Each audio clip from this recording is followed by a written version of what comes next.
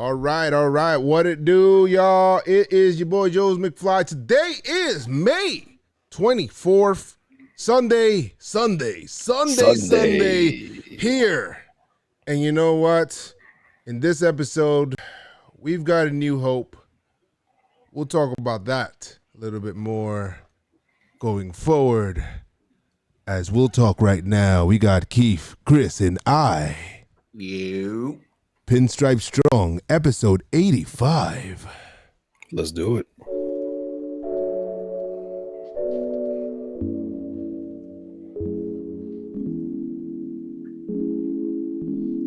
Drop the beat now. Come on, make you smoke this one outside. This is nice out. We could get high. Hey, what it do, y'all? Welcome to the Pinstripe Strong podcast, where we are seriously serious about not taking things too serious. It's me and Chris and Keith. Hello. What's poppin'? And it's another Sunday, and we are here. Another Sunday without baseball. We're about to creep into June. Dominican Mother's Day next week. And still no baseball, but we have a new hope. Dominican Mother's Day. You gotta clear that up for me. All right. So basically, no, I look Dominican, but I don't know all of it. So there's actually a separate Mother's Day and Father's Day for DR. Yeah, for like that, I don't know, but for all of our lives, we've had to celebrate. Mother's Day is still in May, so it'll be next week. It's usually the last Sunday in May. And then Father's Day is when? I think it's the last Sunday in June or something. Yeah. The more you know. Yeah. And it's a serious thing. It's not like, oh, let me just. No, it's very serious. Seriously serious.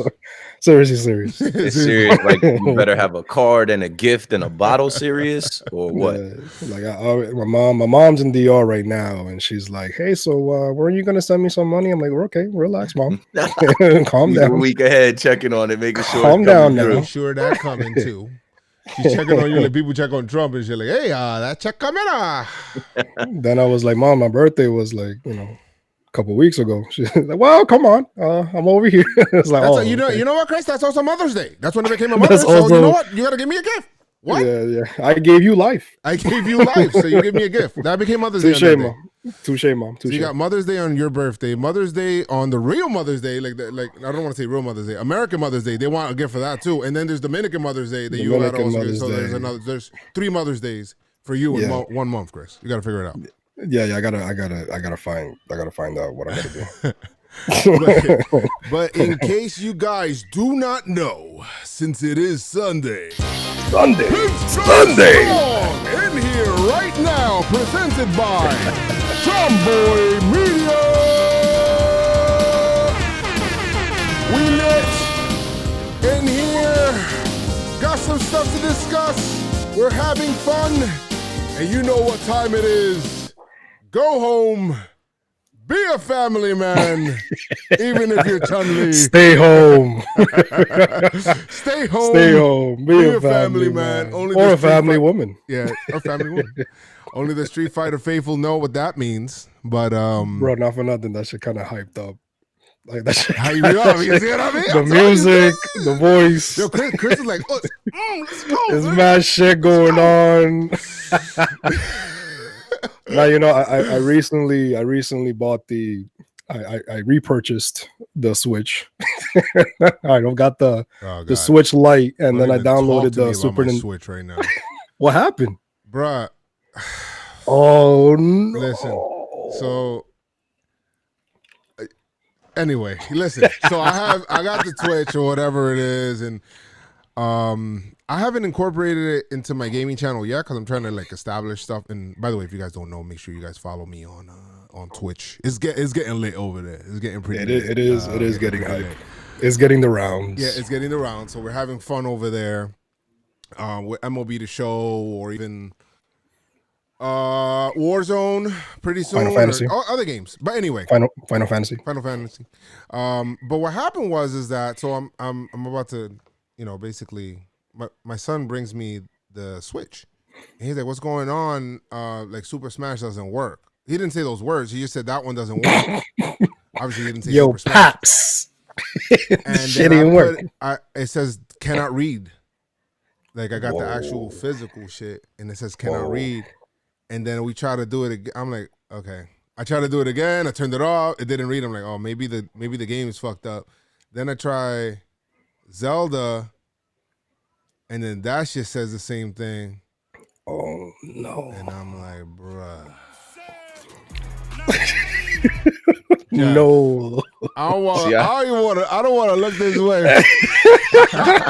When did it start happening though? Like, was that like? This is the little backstory. The thing is that since I haven't been here, I've lent it to Jeff so he could play like stuff like Pokemon and shit. Oh yeah, Jeff is here. Jeff is here. So follow young god Jeff. Water. You know, in Twitter, not Instagram. But yeah, so it's not working, and oh man, that sucks. So I got pissed, and I think I got a warranty with Best Buy, but we'll see what happens. Yeah, I bought it through Best Buy. I bought Breath of the Wild again, and I bought Pokemon Shield. And you know what Keith got? Keith, he got in the gym. That's what he did. He found the gym somewhere. I tell you, this is where I stay quiet because I don't have any video games. The gymnasium. Yeah, I did finally touch some weights this weekend. That was how was that amazing experience though? Like, was anybody on you, like close to you? Everybody's practicing 6 feet of distance. Nah, so I went to my friend Corey's like garage gym. And he's a personal trainer. He's trained me for years. We went to college together. We worked out in the same gym for years. And he's just like very in the game. So he's got all the weights, dumbbells, bars, bands, medicine balls like in his garage. So I was able to pull up to his gym and get a personal training session. And I hadn't touched weights in 2.5 months. My arms right now, like the inside of my arms are so sore, but it's a good feeling because I'm like, I haven't lifted in that long that like it's like a feeling you miss. It's like, all right. I feel like I'm getting it back a little bit, but now I'm not going to work out all week. That's one of the things. That's one of the things. I worked out once this week as well. Twice this week as well. So. Yeah, I mean, I run, but like I'm not a runner. I'm a lifter. I like to lift weights and like do sets and reps. So without being able to go to the gym, it's like I'm not about to hit any more push-ups. That push-up shit got super corny within the first 2 weeks of the push-up challenges. I stopped doing all that. Joe was like, oh man, I felt like I was gonna throw up. I'm like, you're almost there. Just keep going. That's what you want. Yeah, that's pushing yourself, challenging yourself. It's not supposed to be easy. Yeah. Yo, when Keith was like, yeah, man, like he's like, yeah, I'm in the gym, man. Let's get swole. And he's like, oh, I haven't been here in a while. And then he lifts up his arm. That shit's still like a fucking rock. And then I look at myself in the mirror. I'm like, I gotta get Pinstripe strong. I gotta get Pinstripe strong. Let's do it. Like the logo.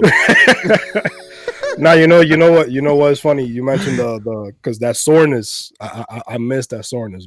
Like when you go hard, when you go extra hard, and it sucks because sometimes, especially when you haven't done it in a while, you can't really bend it like that. It's just fucking hurting. Yeah, man. But I miss that though. You can't. There's like there's a certain level of soreness that you can't get from doing body weight exercises. There's just a certain feeling that you can't get. Like that soreness is like a receipt for your workout. Like, okay, I know I did something. Exactly. Like, I know I tore my muscles down. I'm getting stronger. I need this for my taxes. Can you please? Yeah, I need some proof. Like, I was in the gym, but yeah, man, it's an interesting time, with all this. Like, I did shift a couple days ago. I was like, maybe I don't need to be jacked this summer. Maybe I should just be regular. Like, who am I trying to impress? I'm wiped up.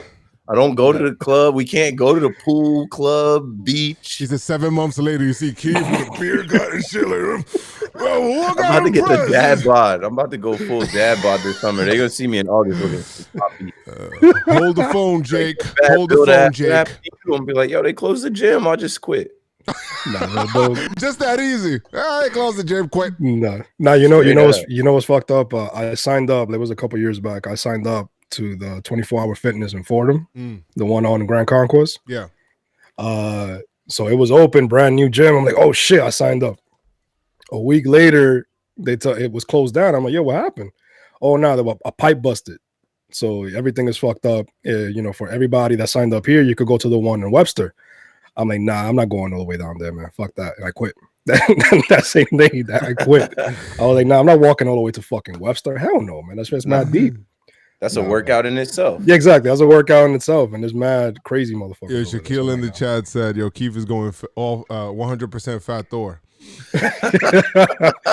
Shout out to Shaq. Yeah. Shout out to Shaq. They're gonna have to come get me in August and be in the crib with the 6-pack. Keith, we need you to when the baseball season starts and we're trying to reassemble the Avengers and shit. Yo, Keith, you gotta come back. Oh, come on, man. You can just sit down. He's playing freaking Fortnite and shit. He's like, this video game shit is not that bad, Joe. Like, come get me when it's opening day. No, that's so bad. That's fucked up.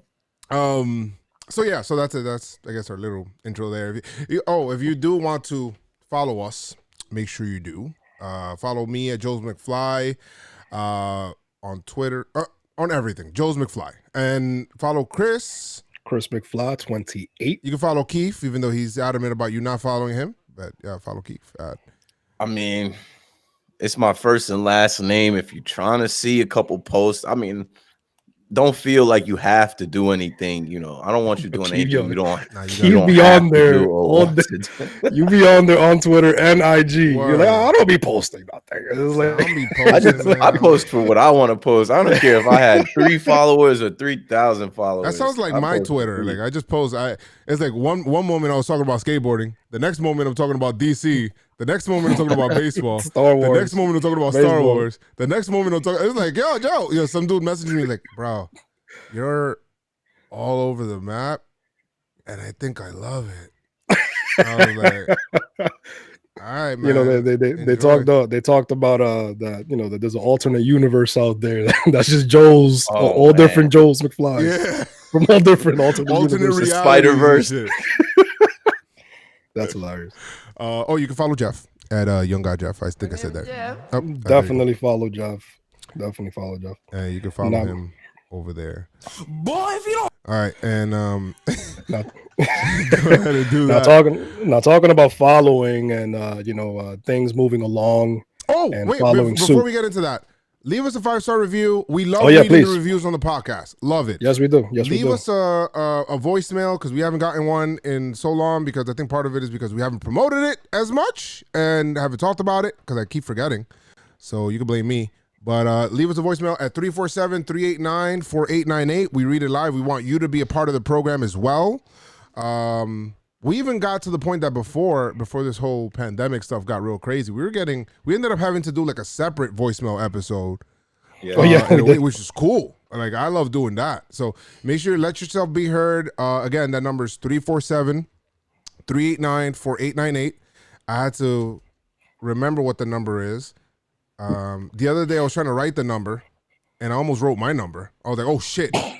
But leave that. It's just a voicemail. Almost put your number out there. That would have been hilarious. I wrote it and everything. I was about to click send. I'm like, well, wait a minute. Hold on a second. That doesn't sound like it rhymes. So 347-389-4898. Horses can't talk. Horses can't talk.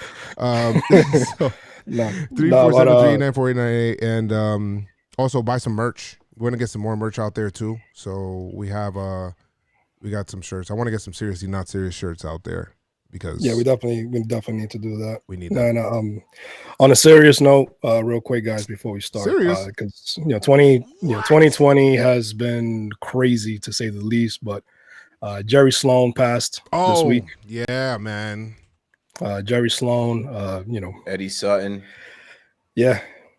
Somebody else in the basketball world, they say death comes in threes.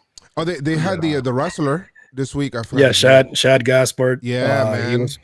He was part of Crime Time, popular tag team in the WWE. He was, I think he was in the beach with his son, and the current was just too strong. They came to save him, but his son was saved. He told him to save his son and come back for him, but again, the current was too strong. It took him, and they found his body like 3 days later. It sucks, rest in peace to him and his family. Probably make. Yeah, and rest in peace to Jerry Sloan, and also I think it was last night, 2 nights ago, another promising wrestler from Japan, Hana Kimura. Oh, wow. She took her own life because of cyberbullying. It was horrible. It was horrible. She took her own life, but Damn. it sucks. Rest in peace to her. And it's been crazy. It's been crazy this year, man. It's like every time you open Twitter or Instagram, you watch the news is a new story. Right. Patrick Ewing, he got COVID-19. Oh yeah, I seen that as well. So yeah. So hopefully things. Hopefully Pat can beat it, but he's older and it's scary. It's definitely scary, man. It's definitely scary. And didn't mean to bring down the pod a bit, but we need to honor these reality, people. Man. It's the reality we're all living in. Yeah, it is. Rest in peace, condolences to the family and friends. So condolences and for the people that are sick and things like that. Hopefully, get better and all of those things going forward, man. We named this, guys. There's a reason why we named this episode "A New Hope," though. So there's not. Yep. It's not because of things are getting bleaker. It's just things are kind of getting better with some things, and in terms of whether it's cases, and not only that COVID-19 cases, but also things look like they're starting to progress in a positive way, right? Because whether it's MLB, whether it's the Yankees, I don't know where you guys want to start. We could start with any one of those things there. We could start with Andrew Cuomo, what he came out and said, and then I guess we could go into okay, because that's important. And I think some other states came out and said the same kind of thing. But all right, Cuomo basically said and came out that all the New York sports teams could return to the practice facility, and as long as they're following the the guidelines to keep safe and everything. So that's some great news for the NBA, obviously, and football, obviously baseball. Now I don't know if it means that they could come to New York and play in Yankee Stadium and Citi Field, the Yankees and the Mets, but it just things are moving along, things are progressing, and Cuomo feels that the state and the city of New York that that is safe enough for them to return and do what they have to do, and okay, but no fans, not yet, no fans yet. But but the first step into them getting back into playing shape, into them getting ready to play, is to be able to go work out again in their own weight room, meet in their own offices, get on their own field. So it's a step in the right direction. Right direction. Now he said this. I believe that sports. I believe that sports that can come back without having people in the stadium, without having people in the arena, do it. Cuomo said, work out the economics if you can. We want you up. We want people to be able to watch sports to the extent people are still staying home. It gives people something to do. It's a return to normalcy. So we're working and encouraging all sports teams to start their training camps as soon as possible, and we'll work with them to make sure that can happen. Cuomo said. You know what's funny? Cuomo said. Hashtag Cuomo said. You know what's funny? New York knows that we're supposed to be locked down, right? We're supposed to be at home, not trying to, right? The state's closed. Why? Can I please know this, New York? And for people that are outside of New York, you probably don't know about this, don't know the struggle. Why the fuck is there alternate side parking? Yeah, that makes no fucking sense. It's the biggest scam. You know that we're gonna. Why am I moving my car? You want me to go outside and meet people for what? So dumb, bro. So backwards. Oh, they took it up for a while, and then now it's like you're putting it back on. Like I got the alert because you have to have the alert, because if you don't, then you're getting tickets left and right. It's a scam, bro. It's like people are gonna be home, so why? I saw that. I saw that alert, and I'm like, that makes no fucking sense at all whatsoever. And then I got another notification today. I think, we're suspended. We suspended alternate side parking. I'm like, that's how it is throughout the week. And then not because some people got upset. They're like, what do you mean? We got alternate side parking to worry about. They shouldn't be enforcing it. Like, it's one thing to have it. It's another thing to enforce it or be giving tickets or be looking for people. Like, there's just a lot of stuff going on where it's like who planned this or who decided this? This don't make sense. Like, I know they got to do their job, but the asshole you got to be to fucking fill out the ticket and just put the ticket on the car. Like, how much of an asshole During this time, that's to fucking get somebody. Horrible. Yeah, that's horrible. That's fucking horrible. You can't even go to the court. Like, you just going online and paying that one and taking that L. Yeah, really, you got to show up at court on day. Oh, but we're close. Yeah, like we can't do anything. Now, but again, with Cuomo coming out and saying that means that things are moving along. So that's awesome to see. You guys want to get into the Paxton news, talking about New Hope? That's the biggest news for the Yankee fans. With the news with Cuomo, unless you're somebody's girlfriend. Zing. Oh yeah. Let's do the good news first. This is the good news first. Spreading the good news first. No. Now, before Cuomo coming out and saying this, Paxton came out with Meredith Marakovitz in a short interview, talking about how he feels and everything. And the video, personally, what it did for me, I was like, damn, you know what? We've been talking about everything but baseball the past couple episodes. I mean, little news here and there, but to hear Paxton talking about the pitching and on all the basically anything pitching, everything baseball. What I told you, that was awesome to hear, and how he's like, I'm ready to go, man. I'm ready to go. I just wanted to ask you guys how you felt watching the video and what Paxton was talking about. Well, my thing, I feel like I've been saying this, guys. You guys just didn't know. Sorry, but I'm gonna just reveal it right now. Me and Paxton have been texting back and forth over and over and over again for several weeks. And prove it. We've been talking back and forth for several weeks, and he's been informing me, hey, I'm getting the Cy Young this year. Trust me, I'm ready to come back. Sounds good. 15 starts. Because it's half a season, right? Facts. Yeah. 15 starts. But seriously, whatever it's gonna be. Yeah, whatever. Yeah, I mean, I'll be happy if we can get, we getting Paxton right off. Now, I mean, Montgomery might not be the happiest about it. Like, well, he's fine. He's still in there because Sevy is out. He in there. Yeah. He in there. So we got what is Tanaka? There's always a spot. It's Cole. Tanaka, Cole, Paxton. Yeah, you got to start with Cole first. Montgomery. No particular order. I'm just saying who's healthy right now. There's six Paxton, starters. Cole, six starters Tanaka, Paxton, Montgomery, Hap. Those are my 5. Hap. That mad lefties.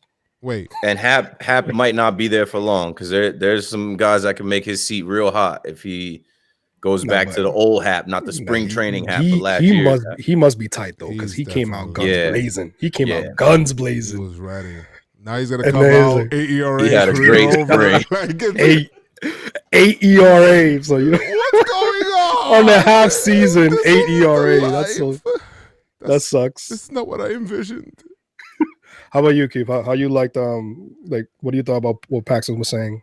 Man, for me, I just thought about the timeline, right? Remember the Titans? Remember the day the game? I think we were playing the Rangers late in September. It was the last series of the regular season, and we heard that Paxton got pulled because his ass was tight. He had an ass injury. Like, people were saying his left ass cheek was tight, and everybody was making jokes on Twitter. Everybody was saying I don't know. People were just going in. And then fast forward to, what was it, February? No, it was January. It was right before spring training. We hear that Paxton's got a back problem and that it was stemming from this and that it wasn't an ass injury. It was actually his lower back into his ass and pause, referencing this man. I was waiting for you to say what you were going to do it. I was waiting. I was like, I'm painting the visual for y'all. Pause. It's mad Big Sean. But that was, so it's like, okay, September, October, November, December, January. That's 5 months in between us first hearing about this in Texas to us getting the news that he's going to have to get back surgery. We were all upset. We were like, yo, couldn't this have been handled? Right. We don't have enough time. We're about to go into spring training. Couldn't this have been handled?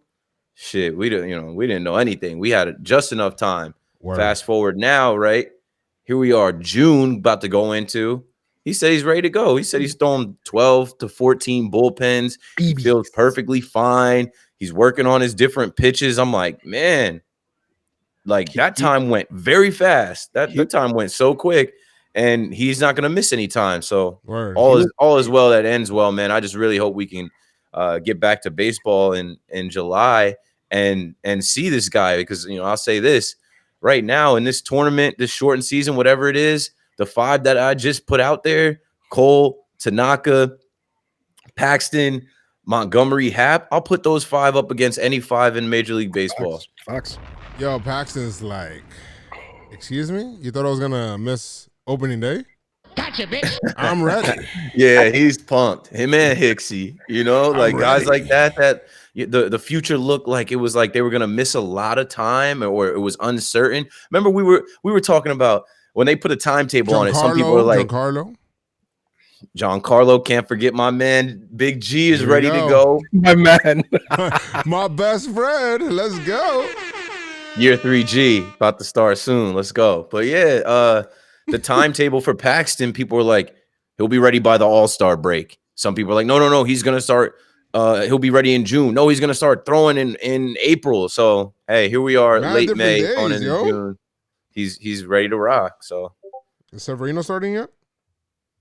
What'd you say? Is Severino starting yet? Man, Sevy. Oh, you know what? Speaking of Sevy, you heard something about him? All right. So, and I know we didn't discuss this before, but I was watching, it was a Spanish interview on Instagram Live, right? And it was Severino with some lady. I didn't see her name, so my bad. I'm not giving you credit for it. But she basically asked, about Sevy, his contract. He's saying that he really, like, part of him really just wants to go ahead and live up to the contract, right? Like, that's something that kind of weighs on his mind. So my question is, like, what do you guys think of that? Like, do you think that that's obviously something, and I don't want Sevy to rush back because of it, but obviously he's probably feeling like, yo, I want to make sure, the Yankees gave me this money, obviously in good faith, looking out and all that stuff. Is this, obviously he wants to get this done and be able to produce and make his contract seem like a low value, because that's what you want to do, obviously, so that your next contract could be even higher. So I just thought it was pretty interesting how Sevy was saying that, and how he's looking, to live up to his contract and be able to kind of actually overperform. I like that, and he should be thinking like that, because at one point in time, not too long ago, a couple years back, he was looked at as the Yankees' ace of the future. He was looked at as the best pitcher in our rotation. He was looked at as the guy that was going to lead us to championships after he had that fire season. So it's a lot of expectations. There's a lot to live up to for everyone on the Yankees, and that's what comes with the territory. When Garrett Cole had his press conference, what did he say? He said, pressure is a privilege. They all should feel like that. And yeah, because he signed that contract, he should want to beat that contract. He should want to come back and outplay his contract. So that's a good mindset for him to be in. Unfortunately, you see a lot of guys get paid and fall off.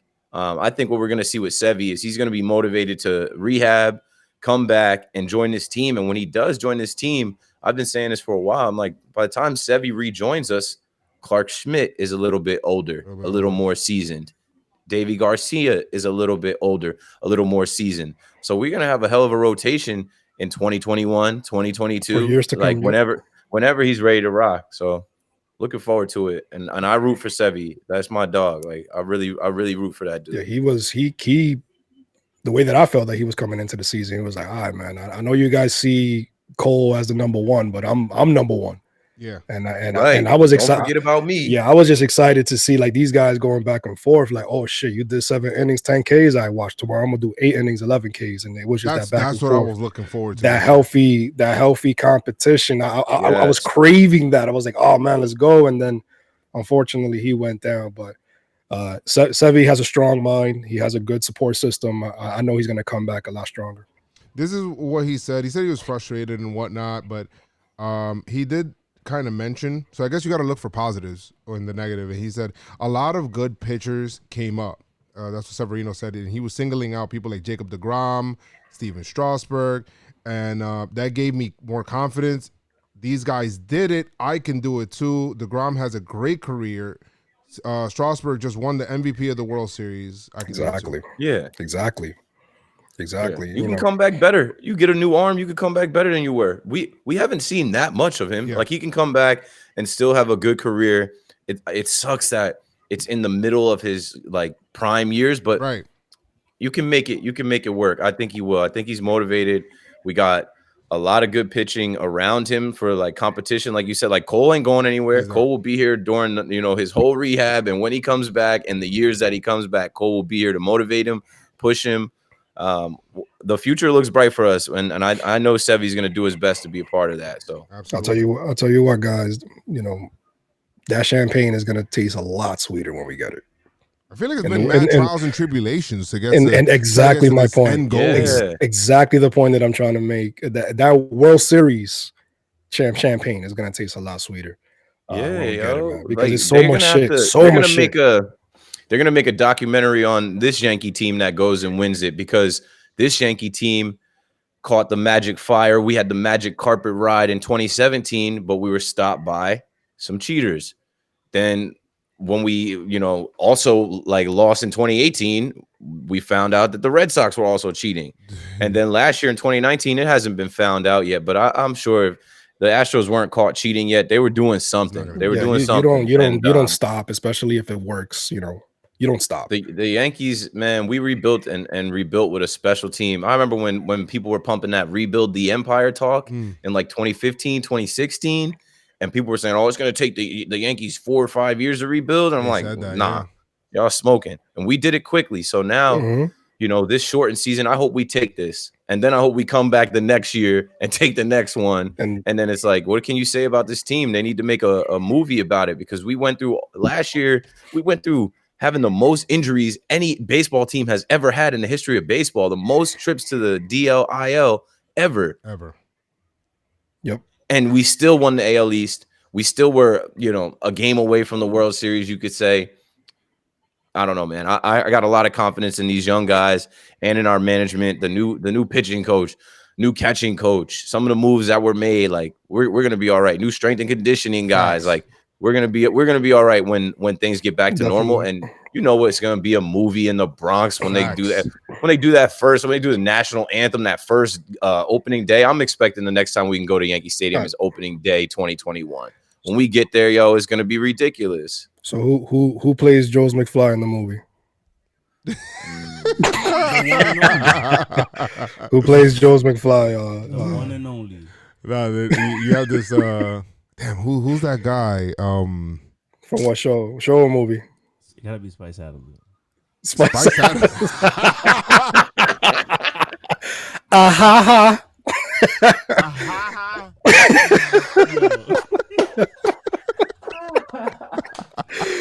That would be amazing. That would be amazing. He's got Spice Adams in section 103 going nuts.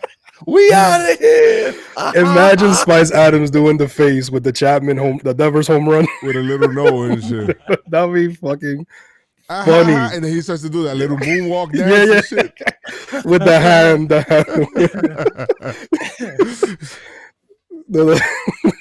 Spice Adams. That would be fucking. That was a good one. That was a good one, Joe. That was a good one. That was good. No, but yeah, man, it's gonna be that champagne is gonna be a lot. So there were people talking about. I hate stupid shit on Twitter, and it's really man, get off Twitter. Sometimes it's hard to like let shit pass. Stupid shit there's a lot of stupid shit on Twitter. So I seen this shit, was like, oh, but the season is Cookie Monster. That's how stupid shit. Like the people tweet stupid shit. That's how they sound to me, like fucking Cookie Monster. So this guy was saying, or whoever that was saying how, because the season is going to be cut in half, that championship is not going to be. I'm like, yo, everybody's starting from zero. You know what I mean? There's like there isn't an advantage. Like the Yankees didn't play all year, and then they come in game 82 and start playing. You know what I mean? Like everybody, like they're coming in mid-season form. That's how it works. Like John Boy and Jake mentioned it. Jake was talking about how literally no one says anything about the year the NBA locked out and the Spurs won it. We just lumped that into the Spurs dynasty. Nobody says anything about them playing half a season. It's stupid. People forgot about it already. It's stupid. Like we all basically going through the same thing. It's not like some people have it better than others. Like You know what I mean? We still got players that are coming back from injury. Like everybody's starting from zero, no matter when in the year the season starts. So I think that narrative is just stupid. Stupid ass. Yeah, I got over that quick. I did for sure. Because a championship is a championship, and I think it would be hella cool to steal this championship. You got to play. And I think there's no team in a better position to win a shortened season than us, because we've got guys that can get hot. I already said, Stanton. Imagine Stanton gets hot. Whew. Like we seen him get hot in an 80-game season, and he hits 30 bombs in an 80-game season, and it's like, the Yankees got more than Giancarlo Stanton to do it, and we got the pitching, we got the hitting, and in a shortened season, all we got to do is play good for 3 months, and we could be looking at a championship. And I think it would be dope for, like, we waited this long, chase for 28. If 28 comes in the pandemic 2020 season, like, that would just make all the sense. That would be perfect. That's facts. And then we come back next year, and people are gonna be saying, "Oh yeah, they had the shortened season aided in winning their championship. They've gone 11 years without a championship, and then we win the next one on top of that. Like, okay, what now?" Yeah, exactly. What now? But that's going to be the narrative at the end of the day, all the Yankee haters or whatever. But I'll take it. Listen, I don't care. I'll take it because if I don't care if their team wins, but we all had the same. All right, so why is it different with us? So it's whatever, bro. I wanted to put it out there. I wanted to put it out there on the pod. Obviously, did they remove the Astros trophy? Did they remove the Astros? Yeah, exactly my point. Exactly. That's still holding, right? That's gonna be in the record books forever. Exactly. Still, so they're gonna count that shit. The biggest point. Keith with the combo, guys. Combo. I don't want to hear anything if the Yankees win, if anybody wins, because if the Astros got to keep their championship, then any team that wins can keep their championship. To this day. Yep. To this day. Yep. To this day. Thank you. That never gets old. Exactly. So good job, fuck Keith. off. Good job. And let's go get this fucking championship. Now talking about Stanton and his comeback and Paxton and his comeback from injury. We have another captain down who's Judge. He hasn't even started swinging a bat yet. I see an article.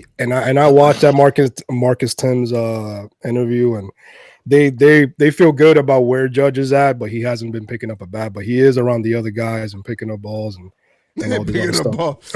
Man, we need you as a glorified ball boy here. Ball boy right now. He wants to be around the guys and everything, but he's in good spirits. But unfortunately he hasn't picked up a bat yet since recovering from injury. Good. No rush. And I tweeted out Bleacher Report. Like, they just love to tweet anything with Judge name in it. They're like, Judge is champing at the bit. No shit. We're all champing at the bit. Judge's chambers going over a overhaul, a new color on a pine. Repainting of Judge's chambers. Repainting. Is that true? No. Well, I'm just saying. But see how a Judge headline, like, you tell me they're repainting the Judge's chambers. I'm like, oh, like, okay, I'm taking that serious. Yeah, this is how sports in New York is just a different beast, because anything having to do with Judge. Yeah, if it's Mike Trout, oh shit, Mike Trout. Mike Trout has one of the biggest contracts in baseball, and it's like nobody knows. You know what I mean? No, Judge has a cracked rib, and it's like all over the fucking news. Oh man, Judge, bent down and picked up a cup, but he can't pick up a bat. It's like, come on, man, leave the man alone. Like, but that's what it is. When you play sports, when you're a big superstar in New York, they're gonna know, man. Everything you do, they're gonna know. Listen, for Judge, like you said, Judge could cross the street. Judge jaywalked, and exactly. Mike Trout inexplicably robs bank, and for some reason is still walking home free. Nothing. But Judge, it's crazy, but that's what it is, man. If Trout was a Yankee, I mean, all over the fucking place. But Trout's an Anaheim Angel of Los Angeles, California, Sacramento. You know what I mean? So that's what it is, man. Sacramento. I hate that fucking Anaheim Angels name, man. I fucking hate Los Angeles Angels of Anaheim. Anaheim. Yeah, Yeah, they stopped calling them that goofy ass name. that The shit New is York Bronx Bombers of New York. of New York Grand Concourse. Of Uptown. The Uptown. River Ave. Now, but talking about Judge and anything Judge, anything connected to Judge coming out in the news because TMZ works for the devil and they get everything fast. It came out. A video came out. I have no idea how those guys. I have no idea either. But a video came out of Judge's girlfriend who was pulled over by the police. They were asking her questions. Kind of noticed she was slurring her words a bit. What she was pulled over for. She was pulled over because her headlights wasn't on. Okay. Didn't have the headlights on. And then they found like out. midnight. And she was going, but initially they said that she was going over the speed limit, and she said that she was getting home or she was going somewhere, whatever. And then your headlights wasn't on. And then literally the next clip is them checking, the alcohol levels, and then the next clip is her in handcuffs. All right, go ahead. And after that, I felt like I was looking at her face and it was kind of settling in. It's like, oh shit, what the fuck is going on? And then she said, do you know who my boyfriend is? But the way that the shit, the way they put it out, the news, it made it seem like she was just being obnoxious about it. Like, oh yeah, do you know who my boyfriend is? This period is making me fucking hate the news. I'm just gonna put it out there, right? It really is. And then, but to me, like when she kept saying that, like, do you know who my boyfriend is? And he's a public figure. To me, it was more like a settling in, like, shit, this right here, my mistake is going to bring a shitstorm to him. It's not that she's trying to get out of a ticket or she's trying to get out of being arrested. It's more like, fuck, I fucked up. Congratulations, you played yourself. Exactly. Right. Don't drink and drive. Herself. Don't drink and drive. Right. That's number one. Do not drink and drive, even if it's 2 glasses of wine that she said that she had. It's still wrong to be. It's still wrong to be driving out there. You're putting other people's in danger, other people's lives in danger, and your life in danger. Mm-hmm. But that's number one. But the way that people made it seem was like, oh no, she's using Judge's name to get out of a ticket. I didn't get that from the video. How about you guys? Or people were saying, it was like she was using Judge's name to get out of jail free, or like she was acting like she was better than the average person getting a DUI. Like, do you know who my boyfriend is? No. That is not the case. That's how they write the headlines. That is how TMZ works. Exactly. That is how Twitter works. That is how they get clicks and views. And that is how they do try to like blow up the news in the media. And she knew it was coming. If you watch the video, it took me about 3 times watching the video to actually have some compassion for her, because she was wrong. Like, no matter what, you shouldn't be driving at literally midnight with your headlights off. That means you're drunk. That means you're impaired. You could hurt someone. And even the cops said, like, they looked at her ID and they saw she wasn't close to home. Like, she still had a ways to go. She could have killed herself, or worse, killed herself and somebody else. So at least the cops got her off the road. But you could tell that as soon as she realized, like, yo, like, this is going down, like, she blew the breathalyzer. I think they said she blew like a 0.12, which, hey, that's still. You got the audio, Chris, for that? That's over the over the legal limit. It's like, too long. Yeah, it's really too long. It's like 5 minutes. Yeah, it's like 5 minutes. I mean, he summarized it, and I can tell you really, it's just like, I felt bad for her. They pull her over and they ask her how many drinks she had, and she said too much. Yeah, by too accident. much. But she meant to say 2 glasses of wine. But you could tell she's nervous because she was like too much, 2 glasses, and then two glasses of wine, and then you're beat at that point. Now, me, I can speak on this from a very personal level. Like, I got my one and only, hopefully never ever again, DUI like a week before the Yankees won their last World Series. I had my Yankee hat on when they pulled me, like October. Like 21st, 2009, right? And when you get pulled, like, and you're in that situation, like, I denied my breathalyzer because I knew I was hammered. I'm like, if I blow right now, I'm beat. Like, I gotta wait until I get, like, they gotta lock me up, bring me to the station. I gotta let my blood alcohol come down a little bit.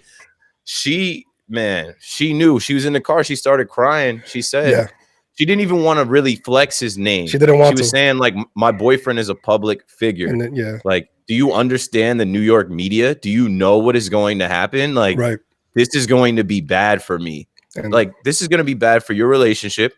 Whether, you know, her and Judge might stay together through this, and that might end up being his wife.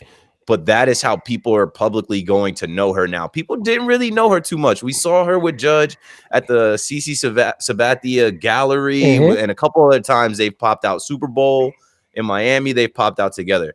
But now people are attaching her to this, and it's tough, man. I feel bad for Judge because the date was February 26th. That man was in Tampa. He wasn't in Arizona. He wasn't with her.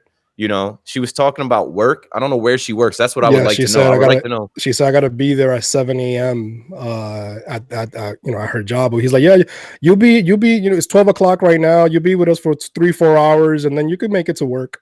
You know, you'll be arrested. And I mean, I think she also was thinking like, I might get let go from my job. Exactly. When they find out about it, she kept asking like, "Is this going to be public?" Yeah, they're recording this. Like, they got the camera. He said no. They're recording this. He said no. The cop said no. He's like, it's not going to be public.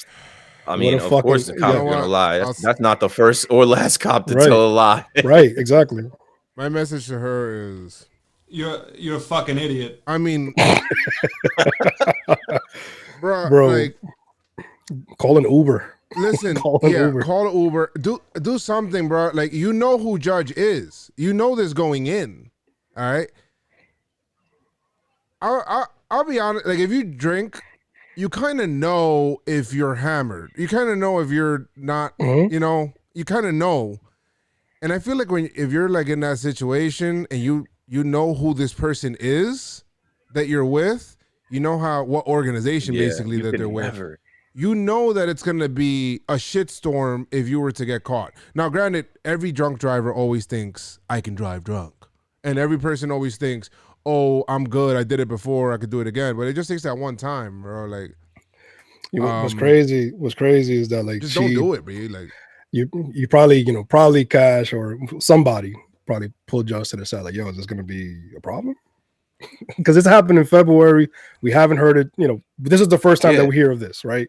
3 months later, and they still together. They're still together, obviously. But then I don't know. You know what's happening. Obviously, it's privacy. It's their thing. They talked about it, I'm sure, and they're gonna continue. But this is why we always say, you know, look at the Derek Jeter playbook. You know what I mean? Like, we never in the 20 years. In the 20 years, we didn't hear anything like this. You know who he is. That man kept it under wraps.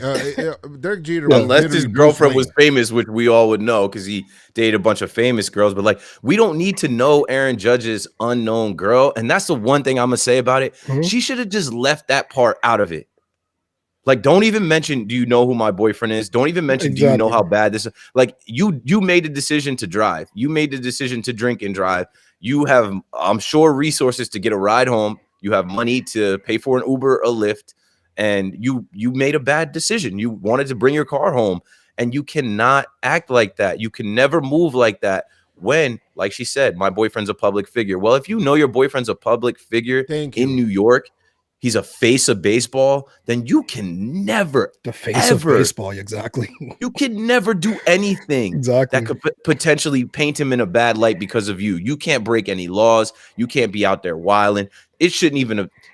As soon as she had that second glass, she should have been like, well, I either can't drive home until 2 o'clock, or someone's got to drive me. She made a mistake. If she didn't have money, Keith, you telling me, all right, let's just say your girl, right? Like, you know that she's out and about. She's like, yo, I'm strapped right now. Like, I've been drinking. I can't get home. You're not going to cash out her some money? You're not going to send her? Easily. And this is Judge. That's what I'm talking about. Get the fucking money. Take the fucking cab. Congratulations. You played yourself. And now someone said, oh, Judge is just going to pay for her DUI. Now, let me break down to y'all some of the stuff about the DUI for the folks out there that haven't had one. It starts with the lawyer. You got to get you a good lawyer, right? So she might have a hungry lawyer that'll beat the case. I'm sure Judge is connected where, like, this might not even go on her record like that. Levine and shit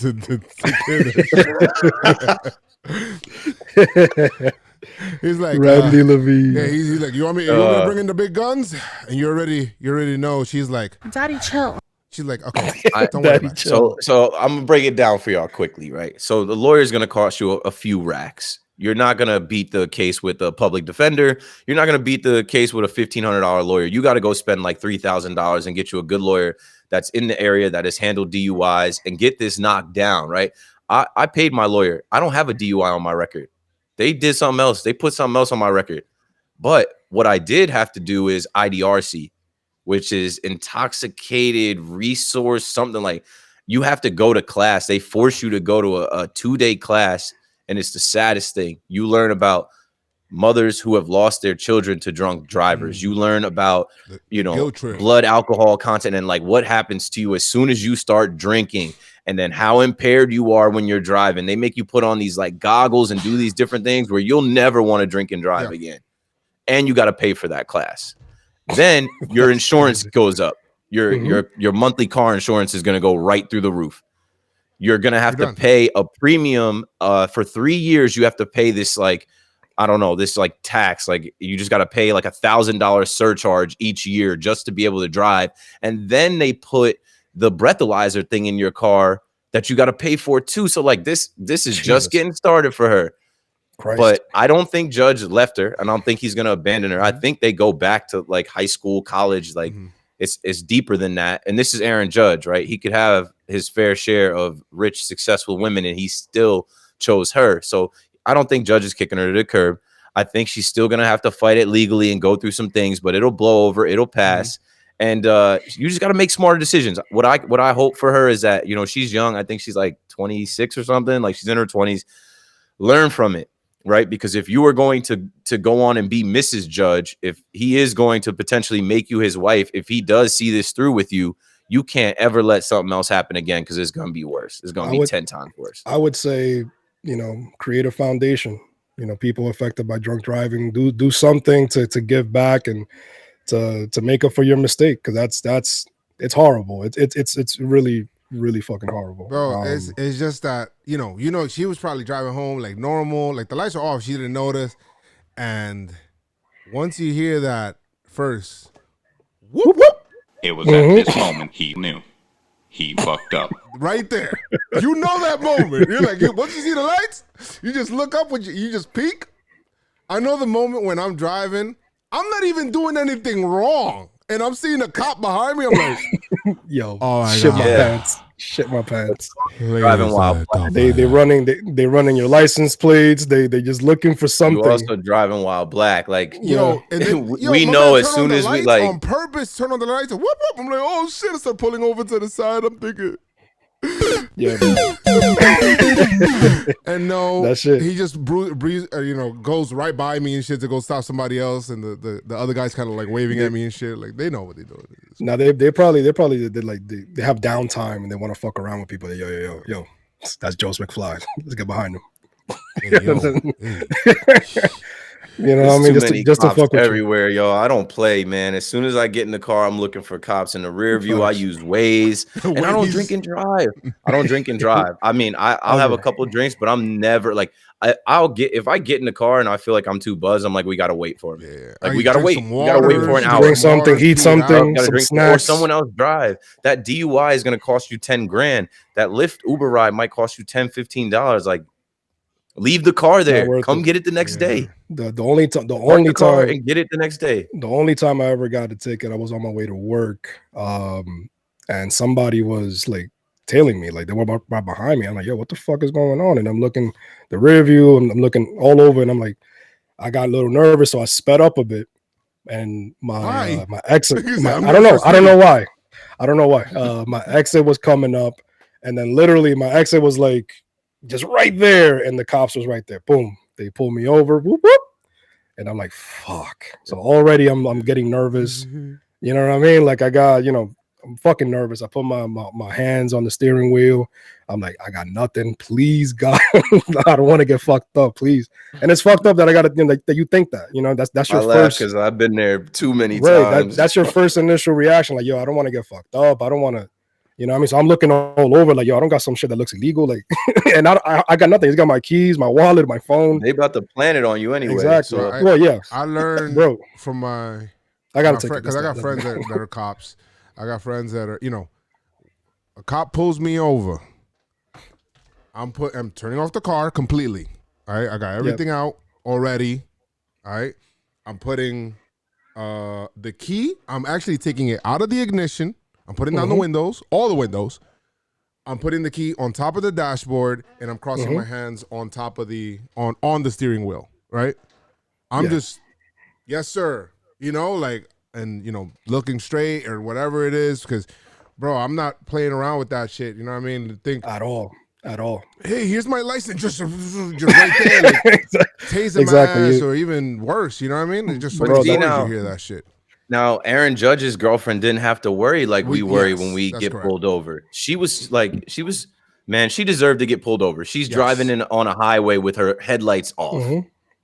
She might have got away with it if she just turned the headlights off. If it wasn't for those meddling kids. Her excuse too was, oh, I just got my car serviced. That's why. And I'm like, this chick's got every excuse in the book right now. She's caught red-handed. She's panicking in her head. Like, this all had to happen. Now, I hope, like I said, I hope Judge sees it through with her. I hope she's good. She beats the case or whatever, but this isn't going to go away. People are going to talk about this all week, and people are going to remember her for this and tag Judge to this. And there are people rooting for Judge to break up with her. There are people rooting for Judge to go another way. Which is crazy. The groupies are out there full force. They're like, somebody said, I wouldn't do that. I wouldn't do that, Aaron. I understand. And it's like, come on, man. Blood in the water. Stop it. No, but I don't think he's gonna break up with her. But she does have to. Because the thing is that you go into, like you guys said, you go into the situation knowing who Judge is, knowing what being a Yankee is all about, knowing about the New York media, and she said it. Which is worse because she knows if she fucks up, she know what that does to Judge, and she knew going in, and it's just sad. But it's. Well, hopefully it's water over the bridge. You know what will make us forget about all this? Not over the bridge. If it's over the bridge, it's under the bridge. Yeah, that's over the bridge. Exactly. My bad.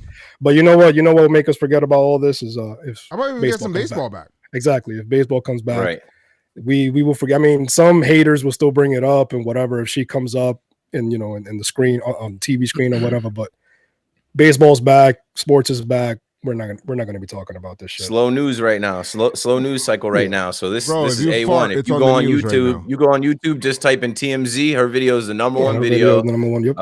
People watching it, people talking about it, and I mean, I feel bad for Judge because this chick might be his A1. He might be like Bay, like this might be Bay for real. This might be his before anyone chick. That's the one that he farts next to. People are breaking down her looks. They're like, oh, she's not even that bad. Judge could get a badder one. It's like, come on, yo. Like, it's just petty. It's bullshit. Like, we don't have to do that. We don't have to judge this man's relationship based on because it's Aaron Judge, you think he can pull a supermodel, and sure he could. But like, maybe we want our superstar to have a chick with him that he trusts, that he's been with for a while. She made a mistake, but people come back from those mistakes. Like I said, I got my DUI 11 years ago. That's way behind me. But at the time, I thought my life was over. Yeah. I couldn't believe what happened. I couldn't believe what I had to go through. And, people come back from it. A lot of people have DUIs. A lot of people make mistakes. I'm not saying it's cool to drink and drive. That shit is lame. Like, that's what it was for me. I was young. And I really learned through the experience, one, you could have hurt yourself. 2, you could have hurt yourself and someone else. 3, there are other routes. And I got my DUI before Lyft and Uber. I got my DUI in 2010. Yeah. Or 2009. Like I said, right before the Yankees won the World Series. There was no Lyft Uber. Well, so my options weren't that great at 1 a.m. to call a cab company. Now you got no excuse. Now everybody should be, taking that Lyft Uber and being smart. So at least she didn't kill herself or kill anyone else. She'll learn from it. All this shit will blow over. And when Judge is back mashing home runs, nobody's going to be asking him about oh, did your girl pay that DUI off yet? No, it's going to be in the past. I'll snuff him. Yo, what you asking me? I had some tints on my window, got arrested anyway. You can get arrested for that? That's not a ticket? So anyway. No, but let's get it. What happened was that I had the story of it. I had tints. I got arrested because I never got the tint ticket or whatever it was, and my license was suspended. And then I was driving with a suspended license, did not even know, and then I got arrested and put into like an idiot. And then my boy, they're like, yo, do you have somebody that you want to call to come pick up the car, to come pick you up? I was like, yeah, I got a person. Call my boy Marvin. They're like, all right, man, let me get your license. And then he gives them their license, and his license is suspended. And then they're like, yo, what's going on with you guys? And it's just a fucking stupid shit show. So anyway. Marvin knew, though. He knew. Imagine he would have been there to pick you up, and then you see your boy just going right into the freaking into the cell with you. Like, what are you doing? If you get jammed up, don't mention my name. You know what it is, though. That's how loyal Marvin is. Yeah. Marvin knew that shit was suspended. No, he didn't know. He didn't know. Oh, he didn't know. No, he didn't know. Shit. Fucking idiot. Anyway, I mean, he's still loyal. He's still loyal. Dude. Yeah, you're the man. But Marvin. Marvin, you're shout out to Marv McFly. Anyway, so what do we got on baseball? We got one more thing on baseball right here. So according to a source with knowledge of the situation, the league will make a proposal to the Players Union Tuesday that will be a compromise from the 50-50 revenue sharing split that had been floated earlier this month. This could serve as a starting point in negotiations from the MLB's side. Now, meanwhile, the union is expected to propose a plan that allows players to receive their prorated salaries based on the number of games played, which was part of an agreement between the two sides finalized March 26th of this year. Mm-hmm. But a certain amount of money will be deferred to future years to help reduce the owner's expenses for the 2020 season. Yes, okay, good. I like that. I like that, deferring the money. Maybe pay them more in other years to kind of make up the difference for this year, and then that's fine. I like that. I got no problem. I thought that. I mean, there's a solution there. Like this, people talking about lockout and like I'm like, bro, why would there's a solution there? Why are we? Can I get my money later? Yeah, we could do that. Yeah, we could do that. Hell yeah. Reasonable. Like just fucking the Nationals are like, oh yeah, just as we planned. All they do is defer money. Eggs. Yeah, they do. They do. Scherzer. Word. And who's that guy that gets paid by the Mets $1 million a year? What's his name? Bonilla. Bobby Bonilla. It's about to end though. He's pretty soon. He got the Blake Snell out. He's like, I want all of mine this year. I ain't gotta play. You know I wasn't gonna play. You better have budgeted my full $1 million out. He said I wasn't gonna play. Haven't been in a fucking baseball lineup in 10 years, motherfucker. Yo, probably more than 10 years. No, that shit was hilarious. No, but I like it. I like. As soon as I read that, I was like, yo, this will be. I think the players they're gonna get their money, and I think they'll agree to that. It just shows that MLB and the Players Union, they're working towards a solution. Something. And that's what Cuomo said. Yo, work out the money stuff, all that crap. But let's get sports going. Let's go. Cuomo said. Hashtag. And I mean, I'll say these two things. One, it's been an interesting week now or 2 weeks now since that first 50-50 proposal came out. You know, we talked about what A-Rod said. We talked about what Teixeira said. We talked about what Blake Snell said. We clipped a part of the show with Blake Snell. Thousands of people saw that, and people were back and forth. Some people support what he said. Some people didn't. Now, I really think that MLB was posturing. MLB, of course, they have a way of trying to play. They have a way of playing the media and playing with the fans where, like, we're going to say that we're going to lose $4 billion.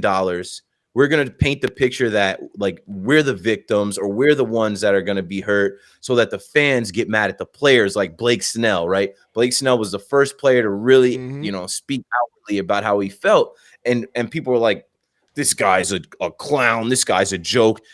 I'll play if he doesn't want to play. It's like, how you going to – for those people, I'm like, come on, bro. Pitching. He's making millions to pitch. No, you're not going to play because nobody wants to watch your bum ass play. Yeah. If you were nice, like, you would be in the league. Like, you're going to be watching on the couch like the rest of us. But what I'm saying is, I think the whole posturing and I think the whole game is over because now you see, conversely, the NBA. The NBA didn't have all that media talk around their plans and what they were going to do. The NBA didn't have all of their things leak out where the fans could judge. Like baseball, for the last 2 months, fans have been fighting each other in the thread of tweets on what is going to happen with MLB. No, this plan won't work. No, that can't work. No, you're stupid. Do you want baseball back? No, you don't like baseball as much as me. I miss baseball more than you. NBA didn't do that. NBA just hit us and they're like, yeah, we're going to start recalling the teams June 1st. We're going to play at Disneyland. We're about to start this thing up. Exactly. And MLB's looking around now like. I think it's a little different, though. It is a little different with NBA because NBA has about, what, like 15, 20 games left? It's way different. Don't get me wrong. The dynamics of it are way different.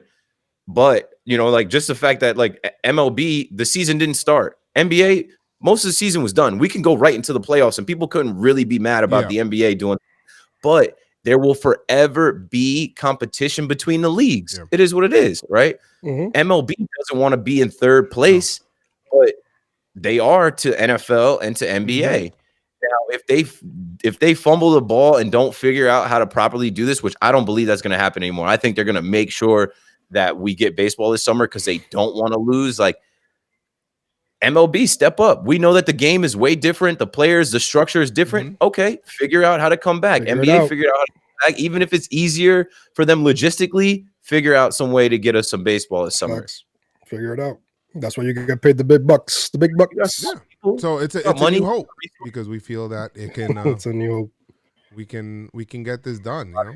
You know, with the combination of Cuomo saying that New York sports, you know, they could come back and practice and do what they got to do, work out the money, and then baseball and the players union, you know, looking towards and working towards a solution.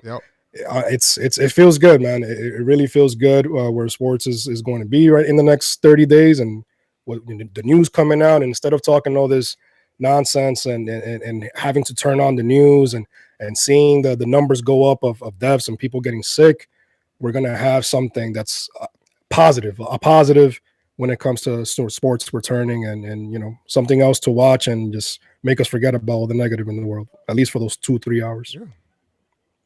It's time, man. Like, yeah, man. I was at my dad's crib and usually we sit there and we'll have an NBA game on in the background or MLB game on in the background, and we were playing MLB the show in the background, like it's just like the computer playing against the computer and shit. I control the TV because there was just nothing else on to watch. We were watching a kids show, and I'm drinking my beer. Like, we're not supposed to be watching this. Like, we're supposed to be watching a game or at least hearing the game in the background. So if there are things going on in America, like I know you guys probably seen that viral video of Missouri, the Ozarks or whatever. They had this like big party.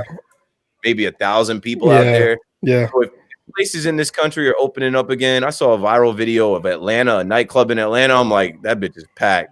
So if there's pools opening, like we can't get some games on the TV. We need it. But then we see that. And then on the other side, we see an article talking about this beauty salon person probably infected over 140 people. And it's like, we can't fucking win. You know what I mean? Like there's so much. That gym down too. The gym that it was open for like a day, and they went and shut that down too. So and I don't know if you guys saw the video of the people protesting and working outside of the gym because they were and I'm like, and then somebody tweeted, so like, proof that you could work out anywhere, anywhere, right? It's Why are you gonna protest the gym being closed by doing push-ups and squats outside, literally getting a full-on workout outside the gym? Exactly, completely debunks whatever you're trying to protest. But it's just silly, man. Listen, man, I want baseball back. I want sports back.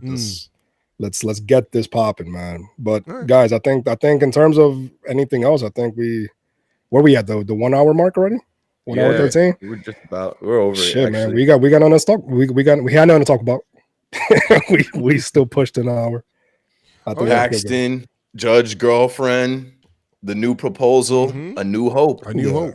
The sarcasm. The only thing I'll put this together. You know, hold on a second, guys. Well, just write an email to MLB. Dear.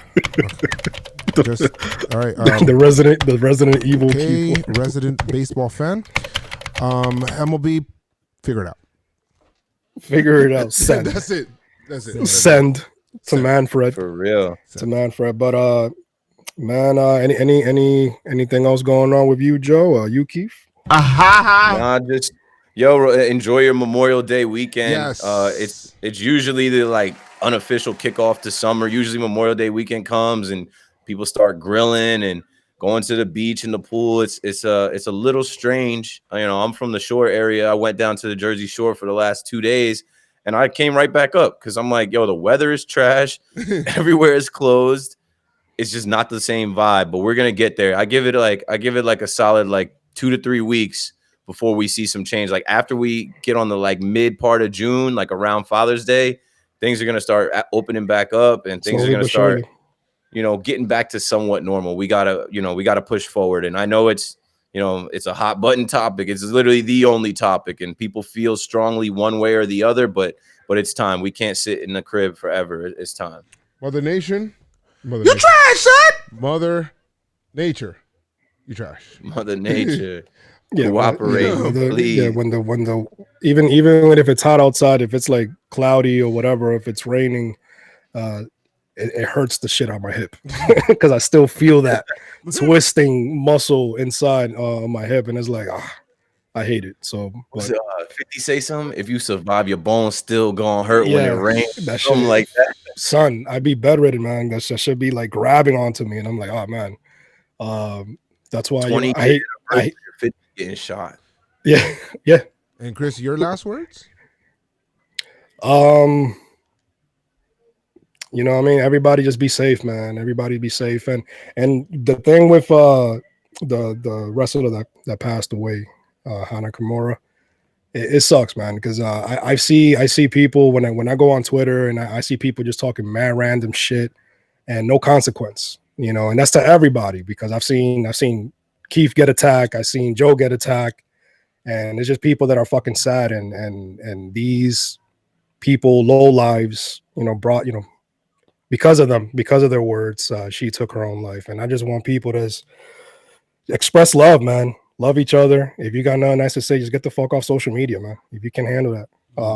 I seen one dude getting at the Yankee fans that they always together and zooming together. He's like, oh, talking wild shit about them being on Zoom. Why does that bother people? And it's like, I don't understand. What is them having fun? And, you know, I mean, everybody's in quarantine. They need that you know, that contact, some type of contact, communication with their friends and family, because we can't see each other. We can't be, you know, hanging out together and how we used to be, the normal life, how we used to be. And they just doing what they do, man. And somebody has to talk shit. And it's like, fam, why? Like, why you got to come out and say something about somebody else, bro? Just worry about yourself. Bro, just worry about your fucking self and your family. Like, you don't got to be like, right now, this is not the time to be talking wild shit. And I get it. People are stuck at home. They, got nothing else to do. Bro, just buy a Switch like I did, or buy, you know, a fucking computer gamer set like Joe did, or you know, record something, music or whatever. You don't got to go out and make somebody else's life miserable. Be positive. You know what I mean? Be positive, man. Give love, positive vibes. You know, sports is on his way back. There's some good stuff coming out. Like, stop, man. It's just sad, yo. She was 22 years old, B. 22 years old, and you know, she took her life because some fucking low life want to be on some bullshit, and just stop it, man. This sucks. Horrible. My last thing, and the one thing I'll say is, you know, I guess don't let people that you don't fucking know just have any kind of power over you, bro. You give people power that you never met, bro. Like that's how I kind of look at it with that. But the one thing I would say here, and this is what we're kind of doing with Twitch and all that stuff, which is great. We're building a community on there. I have a Discord where even when we're not online, we're freaking talking. Everybody's on there talking, kind of sharing whatever, and everybody's coming together and talking on there and kind of communicating with each other for games and all of that stuff. Just having a good time, man. Just having a good time. I'm actually going to be throwing a Memorial Day, like something small, like a Memorial Day like tournament just for people on there, where we're just going to play against each other. Awesome. So you can look for my Discord. I can't give you the link here because it's not an easy link, but you could follow me on Twitch, and on Twitch I give the link all the time. Follow me twitch.tv /JomboyMedia, and we play on there, man. We just have, it's all about having fun, keeping it light, positivity, whether you get smacked or not. Like I got smacked last night by somebody. It beat me 17-1. Bismack. And Biombo. I took that shit in stride and just GG's. You know, that's all you gotta say. Just good game. That's all I gotta say. You know that happens in baseball. Remember, I think last year the Indians whooped us like that when Mike Ford ended up pitching. We were like, yo, don't matter. Next day we came back, punched them right in the face. Well, it's all good, man. So make sure you guys follow me on that. And go watch that Bounty Killer and Beanie Man. Oh yeah. Versus they reposted. Got to do that. They reposted like 70 minutes of what happened. Even the cops tried to shut it down, and Beanie was like, like we're not doing this over here. Beanie Man. Beanie Man killed it. He got a little stomach now. You know what I mean? He's older, but yo, they fucking killed it. Like there was a pay-per-view from wrestling AEW. And I wasn't even I wasn't paying attention that I was watching the Bounty Killer Beanie Man shit. That shit was fire, man. But definitely watch it. Watch it. And another thing to watch Apocalypse War. If you guys have been in DC, new movie came out. That shit's fire. And also Avatar. Avatar came in. I started watching it. I told you. Yeah. Holy shit. I didn't know that shit was. Well, we'll talk about that after the but yeah, it's good. Some good stuff there. But thank you guys so much for joining. Oh my God, Michelle, what the hell? You know what I'm doing? That's how you know it's the end of the podcast. Yeah. But thank you guys so much for joining. But like I always say, guys. Hold on, you even get to Keith his ad. You did. Where you can. Oh, Chris, Keith, do you got something you want to watch? Or you want to tell somebody? No, his social medias. If you want to follow me. Okay. I have accounts under my first and last name, but if you don't want to follow me, it's the same as if you follow me. It's not going to change anything. As far as what to watch on TV, I just downloaded the DC app. I'm gonna dive into that. Deep on these conversations. I said on Talking Nets, a show to watch called The Scheme on HBO. It's for people that like basketball, really, but like. Anyone can get into this show because it's about the FBI trying to like just look up. If you have HBO Go, look up The Scheme. It's about Christian Dawkins and the whole scheme that went on when Rick Pitino ended up leaving Louisville because they were saying these coaches were taking money, giving it to the players, blah, blah, blah, blah. We all know that goes on, but the FBI was in on it. And it was crazy to see how they really tried to like entrap this man. And he ended up getting out of jail and beating it or whatever. And it's a ridiculous story. So go look up The Scheme on HBO if you're looking for like a doc or a movie to watch. It's over an hour and it'll kill some time. Oh, nice. All right. Well, bet. Guys, a good podcast. Fun as always. Having fun as always. With some serious in there. Even though some serious moments, not being serious. But like always, we don't take anything too serious. We're seriously serious about not taking. I promise you I'm going to get you those shirts. I got to talk to John Boy about that. Yeah, we got to get them seriously serious. But guys, like I'm seriously serious about getting those shirts. But guys, make sure you guys keep your pinstripes sewn and stay pinstripe strong. Let's go Yankees. Tell them, Noah. Hey. Rest in peace. Congratulations, you played yourself. All right. Good stuff. That was good, man. That was good. That was good. Good podcast. That was a Dwight. That was a fun one. Fun one right there. I didn't. What's the Pinstripe Strong Army saying? A bunch. They're just there's a lot going on. But I mean, for a minute we had like over 30 people in here watching. But the chat was going crazy lit when we were talking about Judge, and now they're just going back and forth. Shout out Asia. I seen this one dude was asking Asia if she pays attention to the Yankees because she came in here asking us some questions like, "Yo, did y'all see this? Did y'all see?" Like, of course we see that. You know, Asia is top fan. We Asia over here, yo. We appreciate Asia popping in when she can. We gotta hook Asia up, yo. We gotta hook Asia up. Yeah, we gotta get her like a. We'll see if we can get her. Seriously, full drip. You gotta get all the merch, all the swag. Let's see if we can get her a t-shirt. Yeah, with her name on it, with a number. Man, what the hell? I don't even have one of those. A jersey. Damn, I ain't got one of those.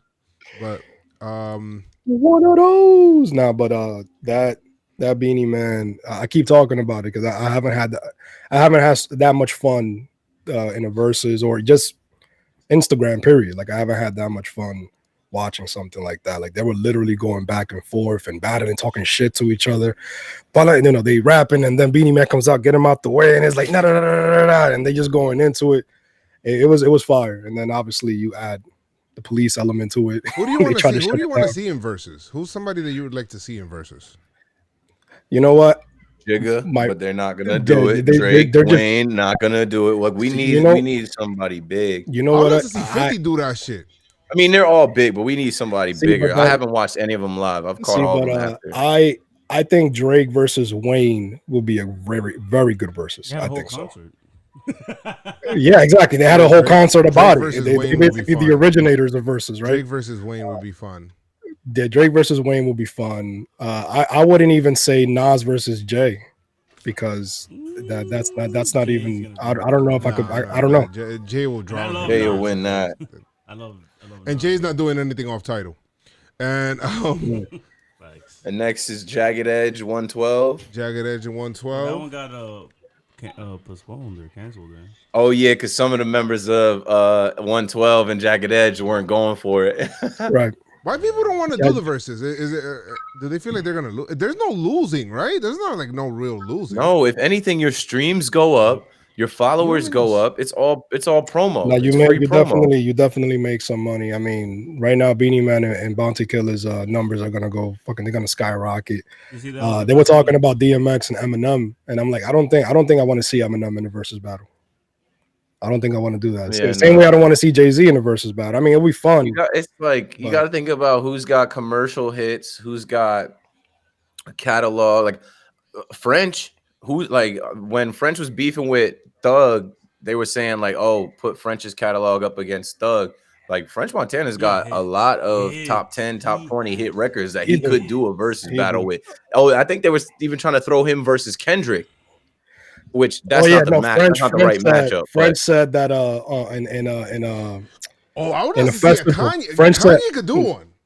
Kanye could do that. Kanye versus Wayne could be fun, or Kanye versus Drake could be fun. It's different because Kanye produced and made songs. Like you have to get someone of that same caliber. Kanye and produce.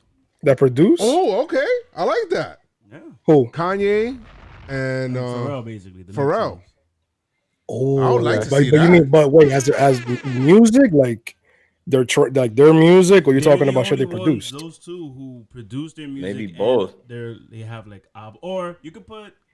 I mean, yeah, you could put just. It's hard to put Pharrell because they're like the production of it. NERD is the group who makes songs. So I mean, you could just put Kanye versus Pharrell. You know. Kanye versus Pharrell, I would like, but I think I would like it as them like songs that they produced and you know. You have Pharrell winning that? Hell yeah, he's smoking them. Pharrell? Yeah, I'm sorry. Remember, you guys know me. Kanye?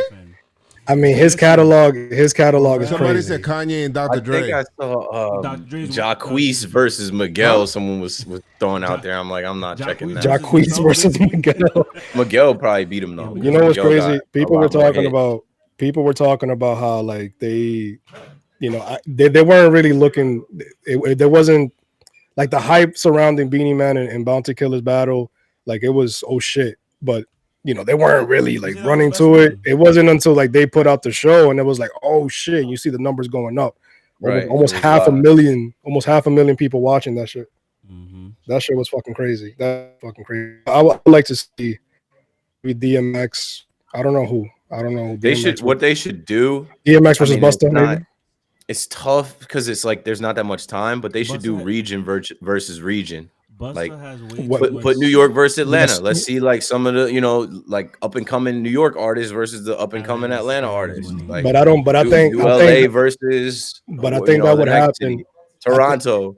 But I think that would happen if it branches out into something else. Like if it branches out of IG. Right now they're building up the hype. And right on IG and they story killing or IG Live. Yeah, because if you put like a random, you know, New York artist that only New York knows and a random Atlanta artist, nobody's really going to be running. They're not going to run to that. But big names though. If they could get Ye versus Drake, I would love to that'd see be Kanye. Like, awesome. Ooh, Shaquille said Don Omar versus Daddy Yankee. Daddy Yankee's J Balvin versus Bad Bunny. You know what's crazy? They did a Spanish They did a Spanish Spanish one, version yeah. of the verses. It was Yeah. Looney Tunes, which is Versus Hall of Kanye. basically one of the greatest producers for reggaeton versus Tiny, you said who's Pharrell would kill actually Kanye? Yeah, bro, he did. kill though. I don't know. I if don't he know would about kill him. killing him. No, I don't know about kill. I think it'll be Ye like, has Ye has a lot more. Like if you just look in the last few years, like what's Pharrell gonna play from the last few years? Happy? Bro, the thing is, Pharrell. Because I'm Listen, happy. Pharrell- Like Ye Pharrell got did- tracks. Pharrell did. He could play mystical shit, nigga. I get it, but I mean, He can go back to the 90s. He could play Noriega. Nori. he throws it back to Nori. Come on, are you kidding me? What? He could play some Bro, Jay-Z. he could play a What? whole I mean, bunch they of both Jay play Z Jay-Z. shit. Not only that, but he could also play He can play what's Nas his shit. what's his kid's name? Yo, he can play. Oh my! Who, Ye or Pharrell? Kanye. This kid's name. What's his name? But I'm saying, like, both of them can Designer. play. That's why it's a good matchup. Designer? because Both of them can play Hove. Both of them can I play. got holes in Atlanta. That wasn't his beat though. No. what do you call this? Damn, why am I forgetting Chance his the name? Rapper. Chance the Rapper. He got Oh, some, Chance? Yeah, he got some good shit too. And yo, Kanye by himself, he has some good shit Kanye, as well. Kanye made He's a 5 beats a day monster. for 3 summers, yo. That's what I'm saying. It's a good. Oh. All right, y'all. I gotta run. All right, Keith. All All right, right, dude. Keith. Catch Yeah, y'all Keith. soon. Peace out. Peace out. Bro, Kanye shit hits, bro. It'll be like, all right, okay. I don't know. It'll hit. I don't know. The kid I don't know that about made Kittle, that Joe. I don't know about Kittle. Deserves I don't know that about- Maybach. So I don't know about records Kittle. I in think my it'll be. basement. I think it'll be very close. I would like to see. You know what? I would like to see a Pharrell and Ye, and then I would like to see Wayne versus Drake. That would be Grind great. it. I don't think they'll do it Grinding, though. bro. Come Huh? on, like Grinding. You know what I mean? Know Like- what I keep in line. You know what's crazy if they do it like a tournament type, like rounds. See, that's the thing, but nobody's gonna want to do that But because you, nobody's gonna but you want got to lose. you need that catalog though. I'm telling You need a Pharrell- catalog that could go around, like maybe 3 rounds and shit. I'm telling you, that's a good matchup. Kanye and Pharrell. I think so. Kanye and Pharrell would be nice. Maybe he's not gonna kill him or smoke him, whatever. But you know, Yeah, it'll you be- offended. it'll be- I'm not gonna lie, you offended me when you said that shit. Bro, you understand Yeah, Pharrell was yeah. been- I understand Pharrell Pharrell's great, but don't say he's gonna kill him. did- Yo, there's one thing It's Kanye West. He's Ye, man. Yay. Yo, there was one thing I found out recently about Pharrell. I forgot what it was, but he did like one of these Oh, you know the song that goes on the do the zoom zoom zoom and the zoom zoom. Boom, boom. Shake your- Just Teddy He Riley? did that shit, nigga. Teddy Riley. Yes, I know Teddy Riley did it, but he wrote the hook for that shit. I'm like, Who? what? Who? Pharrell. Pharrell wrote. Yes. What I want to do is some holy shit. I didn't know that. So you guys think Dr. Holy- You said Dr. He's Dre? He's elite. He's beating everybody. It's Dr. Dre. Dr. Dre would be everybody, son? This nigga. I want to see Dr. Dre versus Scott Storch. And he was, bro. Scott Storch Dr. did Dre beats didn't do- for Dr. Dre, so he's losing. Yeah, Dr. Dre I think didn't do. Timberland will have some freaking bangers too, yo. He lost. Now, against Dr. Dre didn't do Still DRE What? though. He lost against. He didn't do Still DRE. That was Scott Storch. And I was Nah, like, but- damn, wait, Dre didn't do that beat? Dre, he did that shit. He probably Nah, he did it. He laid. But he made it what it is. But the melody and everything, that was Scott Storch. Dre doesn't have For to sure. necessarily. That's the thing. Like he's. And Jay-Z wrote his lyrics. Here you go. That's what I'm hearing. That Jay-Z wrote DJ Dre's Clue, lyrics. Funkmaster Flex. Well, they. What do you mean? But why? How would I mean? songs that Their they DJ? mixes? They would never do that shit. Their mixes? I guess they like mix Their battle mixes, or I whatever. guess? They never make music. Nah, they beef. I don't know if it's like real life beef. But Well, they had mixtapes. They had mixtapes, like on that Funk Flex What up, Jared? mixtape. You gotta Huh? have. That Funk Flex mixtape. That's when Dr. Dre and Eminem came out. Mhm. If I get locked up tonight, Mm. I'm not gonna come home tonight. That shit that was What? on the Funk Master Flex mixtape. Funk Master Flexing. Funk Master. But I would like to see that. I would definitely like to see that.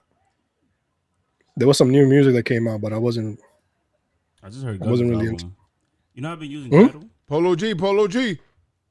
I've been saying that shit for 2 weeks. Polo Che.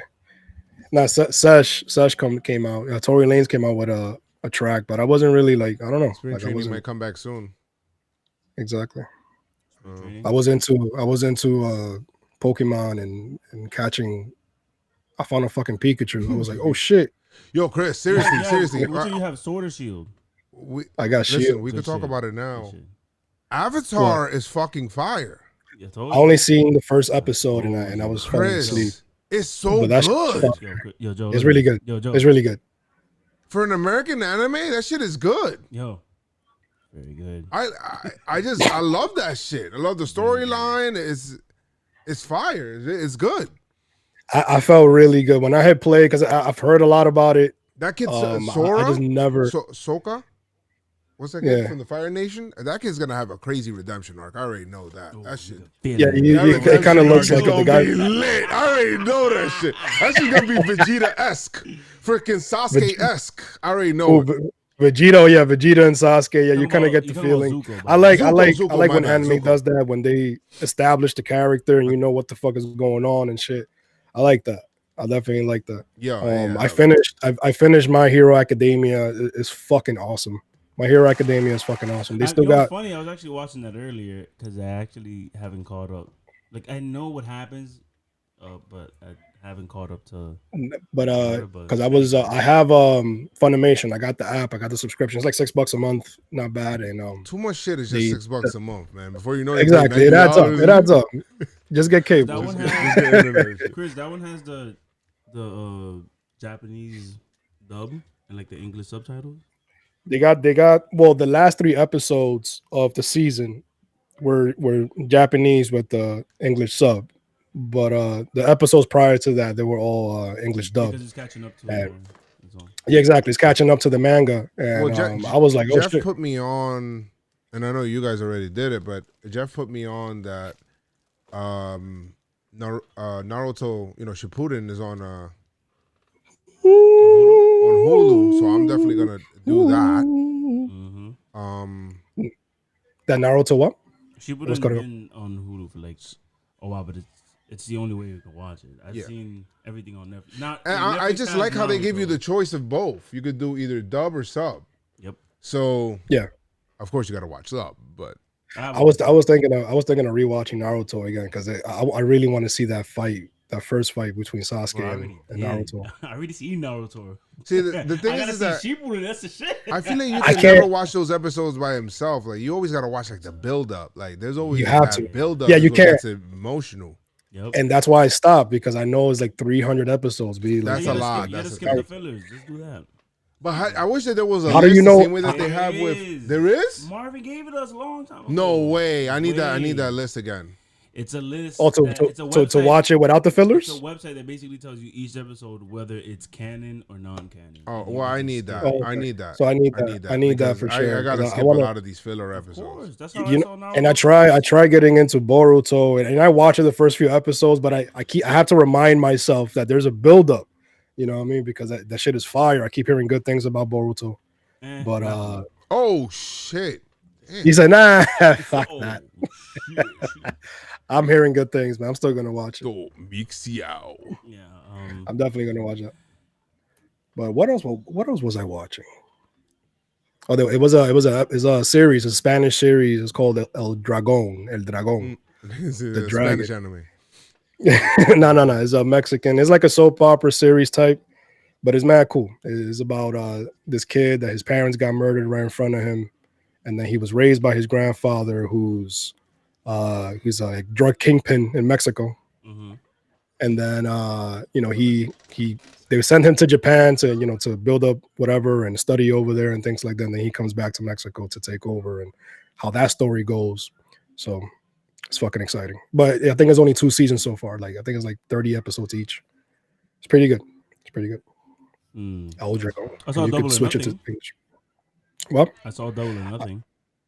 My feed was bad, so I couldn't really get into it. Like I said, I was watching the versus battle, but from what I've seen, I'm hearing that the Stampede match was like classic, and I'm like, I don't think it was classic. I think it was cool and funny, but I don't think it was fucking classic. I put like it that. I put it above. Do not say above the Boneyard match. It did not beat the Boneyard match. No, the Boneyard match to me. Yeah, I forgot what it says. I forgot what it said, but it was me. It's up there. I definitely say it's up there. It's one of the things that I hated. I love Matt Hardy. I love Matt Hardy and the shit that he was doing under the water. That shit was fucking awesome. But it's the pool of like, so we went back to Matt Hardy 1.0. He said, "Oh, he did the Hardy voice shit." That's fucking stupid. It was effortlessly hilarious to me. But you know who kept it serious though? They left that last. Kenny Omega. What happened? Kenny Omega added the seriousness to the match because everybody was doing funny shit like Adam Page rolling up in a fucking horse. That was great. These other guys in football uniforms. You know what I mean? Oh, let's check the replay. Let's check the replay of the fuck. I'm like, what? Listen to me. Replay. Listen, that was hilarious. Because Jericho so it's already insane that they're wrestling in a fucking football stadium. So you have to remember that. Like just because they put a ring in the middle of that shit, they say like, but it was no countdown. They were just all over the place. One-winged angel in the bleachers. Like I'm like, yo, this is amazing. Oh yeah, the one-winged angel, that was fucking fire. But you know what? The thing that I hated the most was one of the I think it was Nick or Matt running down the stairs to pick up steam. I'm like, come on, man! Like you could have done that without running down the fucking steps. The thing that they do, they did it all the way to like a touchdown. Yeah, that was fucking fake as fuck. Come on, you don't have that much stamina. Fantastic to me. I don't care. Well, you don't have that much stamina. He's at the end. He's at the 10-yard line. That was so stupid, Chris. What?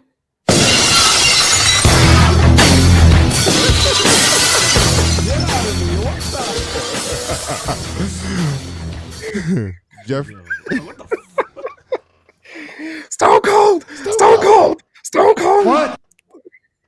What? Oh man, you know what I didn't we didn't bring up the fucking Owen Hart shit. I didn't see that yet. The Dark Side of the Ring. Joe, you better watch that shit. You heard, Joe? What? What? Yeah, that shit is the most. That shit is the most disrespectful shit ever. You fucking mad serious, and you see a motherfucker. What?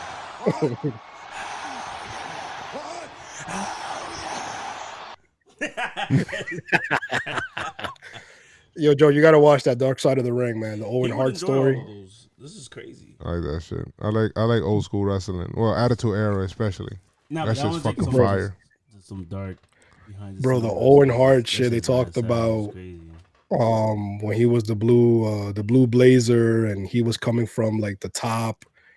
By the way, like similar to Sting. Sorry, Joe, with the thing. He had no no care in the world for people's ears. Look at Andrew Dick said, "Whoa, that sound!" That shit was mad. You know, not for nothing. That's how when you're watching it, and when the crazy shit was going on, all the wrestlers in the ring, and then you hear the glasses shatter. That's how loud you hear it. That shit's fire, bro. And it's like it takes you to like it just does something to your body. You know what I mean? Like it's just electricity all over. Bro, that shit was fucking that crazy. Shit, when that shit dropped, it goes. It's like, oh shit! Everybody looking around, like everybody look. I love it when you hear it, and then you look toward the rap. Everybody's looking at the rap, and then he just comes out the crowd and just starts fucking people up. It's like, yo, how they knew to play the song? It's like he had a button. Now, one of the cool ones, one of the cool parts, especially with his entrance, or one of the greatest entrances of all time, when he came out. Yeah, right. How about of all time? When it was WCW, ECW, invading best, yo. WWE, and then all of a sudden, WWE wrestlers getting fucked up, and all of a sudden you see the truck pull up, and it's Stone Cold, and he has a crowbar. Bro, you have to watch that. You have to watch that video with the fucking Guile theme. That shit when he's coming in, you hear him. And you just see him. It's like a hero. It's coming through. Is a hero. Fire. That's what I'm talking about. He is. He is a fucking hero, and then all of a sudden you feel his presence. You know he's here, but then there's like where he's gonna pop up, where he's gonna go, and everybody's looking around, kind of nervous, like yo, we know Stone Cold's there, but and then all of a sudden, then he comes out with the crowbar, talking mad shit, and then he gets in and just fucks up everybody. You got a stunner, you got a stunner, you got a stunner, and then that shit was fucking awesome, man. The good old days, yo, the good old days. Good old days. I'm still surprised that Mike said he wasn't watching WCW. I'm not. Like you wasn't watching NWO? Nah, I'm not surprised about it because he was super into. From what I know about Mike, he was super into Stone Cold. Yeah, he was. So he was like a WWF guy, like all the way. I think it was he just watched everything. He's like, started watching WCW and WO. I mean, I grew up on WWF, but when Hogan left, yeah, I just you know what it was. I just couldn't get enough, and then it was great. I was like, oh my god! And then I watched WCW and WWF, and I love both. Switching back and forth. Yeah, switching back and forth, and I was like, there was some good storylines in both. Very good. Exactly. And NWO was like, oh shit. DX was like, oh shit. Like Stone Cold, The Rock. Like they had a pillar. Like I remember the day still that Hogan went to the fucking dark side, basically. And that shit was fucking like people were fucking crying. Like, I remember freaking Macho Man getting fucked up. I'm like, oh man, smoked. Steve Nash and Steve Nash. Steve Nash. Kevin Nash. Steve Nash. Kevin Nash. Yeah, Kevin Nash and Scott Hall were fucking him up. I'm like, damn it. NWO, they were assholes. Were those only both of them? Those dudes were assholes, bro. Bro, they didn't give a fuck. And it was like, oh, there's a third guy. It was like, who's a fucking third guy? Yeah, and then they were fucking him up. And then you see him come out. I'm like, oh shit, yeah. Hulk Hogan, bro. Hulk Hogan's gonna save him.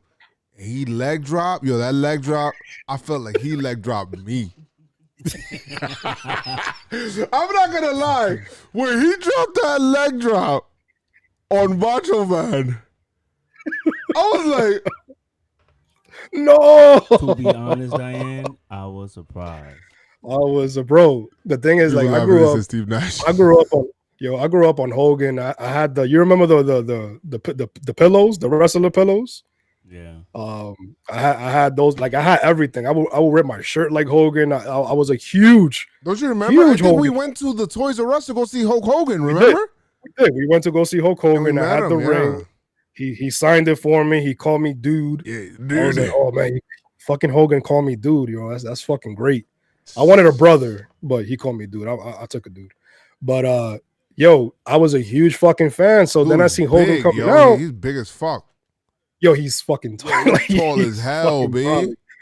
Right, he was bigger than that when he first came out. So imagine that. And yo, so fucking that was one of the saddest days of my. But it's crazy how they just turned it from, yo, it was the worst thing in fucking history to like Anthony, the we best talk about thing. everything. Yeah, to the best thing and everything, like NWO, and it was just so cool to be part of NWO. But they just at first it was like, fuck man, yo, fuck NWO, and then at that time, it's like, I want to be a bad guy now. I want to be a bad guy. Those dudes are spray painting people. That shit was disrespectful. Yeah. See, but then we flash forward to today. I don't know if Joe, you were watching WrestleMania with Jeff. Yeah. But that weird match with Bray Wyatt and The Fiend and John Cena. The reason why motherfuckers hate John Cena is because he didn't turn.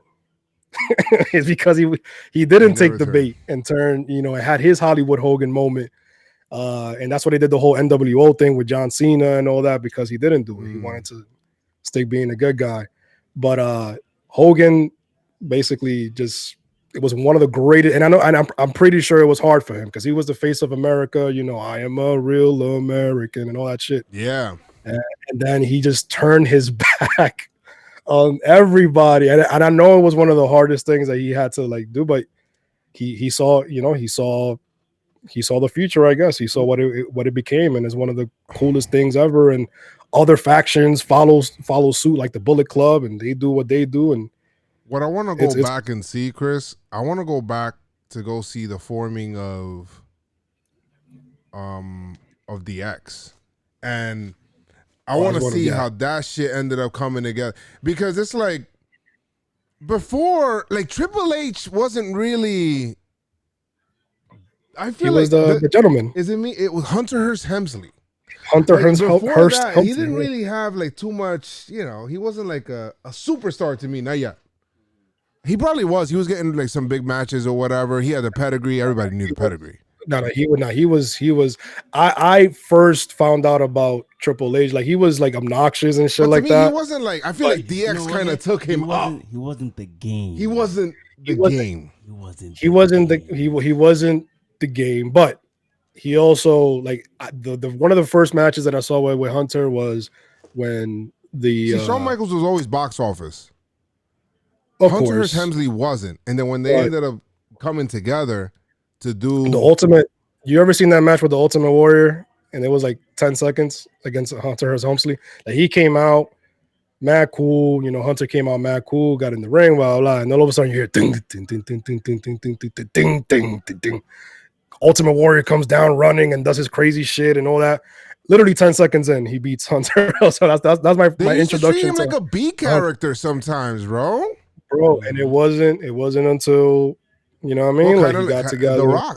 That's where you got to start, though. I mean, The Rock. But the reason there's the thing behind that is that the reason why is because of the thing. I think the pact that they did. It was like a house show that they had, and it was like a show with Scott Hall and Kevin Nash. It was Diesel, Razor Ramon, Big Daddy Cool Diesel. Yeah. So their last match, they broke kayfabe. Yeah, they broke kayfabe. And, they hugged it out, and then the photo got out, and it got leaked back before there was an internet. Actually, it was with the internet that it leaked. So, DSL. So Vince couldn't punish Shawn Michaels because he was the freaking champion. Yeah, he was a guy. And these two guys were leaving, so they're like, "Yo, he's getting it." So that's how Hunter Hemsley. He was turned into Triple H. Yeah, no, not yet. They gave him. It was 3 years of just like crap, straight up crap show shit until like, he got in. He got into like the DX stuff, and then after DX, he started getting into like the. And now look at Triple H now, bro. That's a guy that he stuck with it though. But you look at Triple H now. Now he's basically the president. He's like I forgot the actual title, but he's up there. He's up there, and he's up there. Man, married Stephanie McMahon. Now he got NXT, and just bringing it from the bottom and making it respectable. I some people call it where you like the AAA or whatever. I call it the third brand. And to me, it's a third brand. It matches up. The pay-per-views are fucking awesome. It matches up with anybody. It could go up against anybody, even Raw and SmackDown. NXT for me at least. But overall, man, I'm glad that we grew up in a time where we could like Michael says just mad different shit. Michael says HBK made Triple H. I could kind of. I mean, you know what? He helped. I could kind of see that. But I will say this: I don't know if Shawn Michaels could have pulled off DX by himself. No, it wasn't gonna happen. It wasn't gonna happen. Like DX and we got 2 words for you. Suck it. Like that shit. Both of them. DX happened even after when Shawn Michaels basically had his injury that. Yes. Like and he held it down. Career. Triple H held that shit down. Triple H held it down. No, but you know what it is though, man.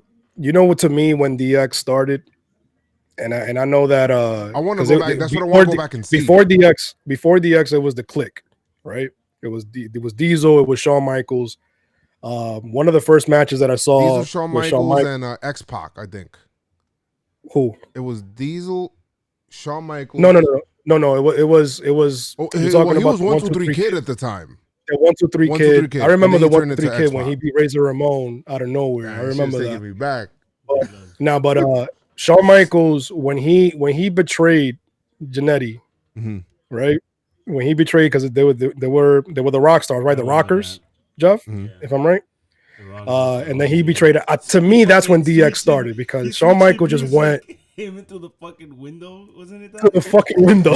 He threw him to the window. He was like, "Yo, what the fuck is going on?" That to me when DX started, not by name, but in Shawn Michaels' attitude. He just became the Heartbreak Kid. Yeah. You know what I mean? That's my first memory. Like besides Hulk Hogan, when it came to like the raunchy, just crazy, I don't give a fuck type of thing. That's when that was Shawn Michaels to me. It was Shawn Michaels. It was Razor Ramon. It was Bret Hart. This is before Stone Cold and The Rock, obviously. So that was just fucking crazy to me, and just how he was, when he would come up from the top, he was in the house, and he would come up, he jumped from the house that they had built, and all the crazy shit that he did, the ladder matches. He said, it was just cool, man. Michael says, Triple H was carrying Shawn Michaels' bags when he first came to WWF. Kevin Nash, Scott Hall, Sean Waltman. That's 1 through 3 kid. Yeah, wanted Triple H as their driver. That's the true story, no lies. I mean, maybe, but I'm gonna be honest with you. With the years and everything all together, can you guys say Triple H became, even surpassed Shawn Michaels himself in superstardom in WWE? I mean, Triple H is already a 2-time Hall of Famer. I understand, but I'm saying like with DX, from DX going, Shawn Michaels and his whole career and everything like that, Mr. WrestleMania. If Triple H surpassed him, yes. Yes. Triple H. Yes, so Triple H, not only did he come up from zero to where Shawn Michaels was, which was the top, but I think Triple H surpassed him, like to become, the Game and what he is today. Was a 14-time champ? He's the man, bro. Remember when he got so fucking jacked? It was like that was after his injury. Yo, he was like 9 months that he was out, and then he came back. Talking about that, Joe, you should watch the Undertaker shit, the documentary they got on the Undertaker right now. Episode 3 just came out. I'm waiting until everything finishes, and I'm gonna watch everything. It's really, really good, man. It's really, really good. The Undertaker story. Yeah, it's really good. I agree. I agree that Triple H, the Triple H name. When you say Triple H, you know who you're talking about. But these are people that are gonna go. What I like about it, man, Triple H never lost the whole, and I don't know if it's to remind them, but he could have changed the name. He never lost the Hunter Hearst Helmsley. Like that's him. That's him, bro. Like that's the Game. And it's crazy because his name is Paul Levesque. Yeah. His name is Paul Levesque. It's not Hunter Hearst Helmsley. That's how you know him by. That's how you know him by. Some people like you'll ask them like, what does Triple H stand for? And they'll be like, Hunter Helmsley. I don't know. It's just Triple H, the Game. They call him Bunter. It sounds like the Game. Yeah, they call him Hunter. No. See, but and we're talking about, we're reminiscing on stars because there was a point in time that WWE, they created stars. You know what I mean? Like John Cena, when he came up, he was ripe. You know what I mean? Like he was just like young kid, bright-eyed, just looking at everything and trying to make a name for himself, and superstar. You know what I mean? You got names like Shawn Michaels, Bret Hart, The Rock, Stone Cold, Undertaker, and these guys are legends. I love The Rock, bro, because no, and that guy now needed time, bro. He just needed. I remember when I first seen him, right? And you're not even looking at him. You're not even thinking about it. When you're looking at him, we're coming out with this freaking Hawaiian shit and the Nation of Domination. That's when shit changed for him. Before that, he was just Rocky Maivia. Like I don't even think Jim Ross called his matches, but. He was just like Gorilla whatever. Monsoon used to call this. Right. I don't even know what the hell his finishers were. And then get into the Nation of Domination with Farouk and them boys. Mm-hmm. All he needed was the mic. And then once he got the mic, bro, that's the thing. Once he put the mic in front of him, man, he just knew. Obviously, I don't know if I know that a lot of wrestling is scripted, but I know that they come up with a lot of shit off the cuff. Yep. Yeah. So. Dude's creative. Like there's mad shit that he's probably out there that he just straight like John to this like day. John Cena. To this day. To this day. Like John Cena freaking just freestyling off his head, big, because you know, it's you know, you gotta give him credit for that. To this day. To this day. Facts. To this Yo, day. there's just some people that have it, man. There's some people that have it. There's some people that got to work on it, but there's just some people that have it. As soon as he got the mic, like when he was in the Nation, Domination. and I remember literally because I was watching it, you know, little Chris, whatever, watching Raw, and then you know Rocky says something, and then they did the pose. You see the Rock, he got ahead of Farouk. He stood in front of Farouk, and he said, I was like, it's over. Undertaker. Undertaker was a leader in the locker room back then. He was. I mean, even who was it? Kurt Angle was saying, yo, I think he talked about John Cena. He's like, yo, man. Taker came out and he said, yo, nice match or something like that. And he was like, yo, that meant so much because if you get the attention of the dead man, you know, the dead man, you know, you did something. He in the documentary, he was talking about it. Triple H was talking about it. Like he was just, you know, a kid coming up, and then I don't know if you guys remember that picture of all the guys. What? Yeah, we were watching that one. Like you remember that picture of all the old school guys, you know, Diesel and Razor Ramon and Undertaker and Paul Bearer and all those guys. You know, Sean Waltman, 1-2-3 Kid was there, and there's Triple H is there too.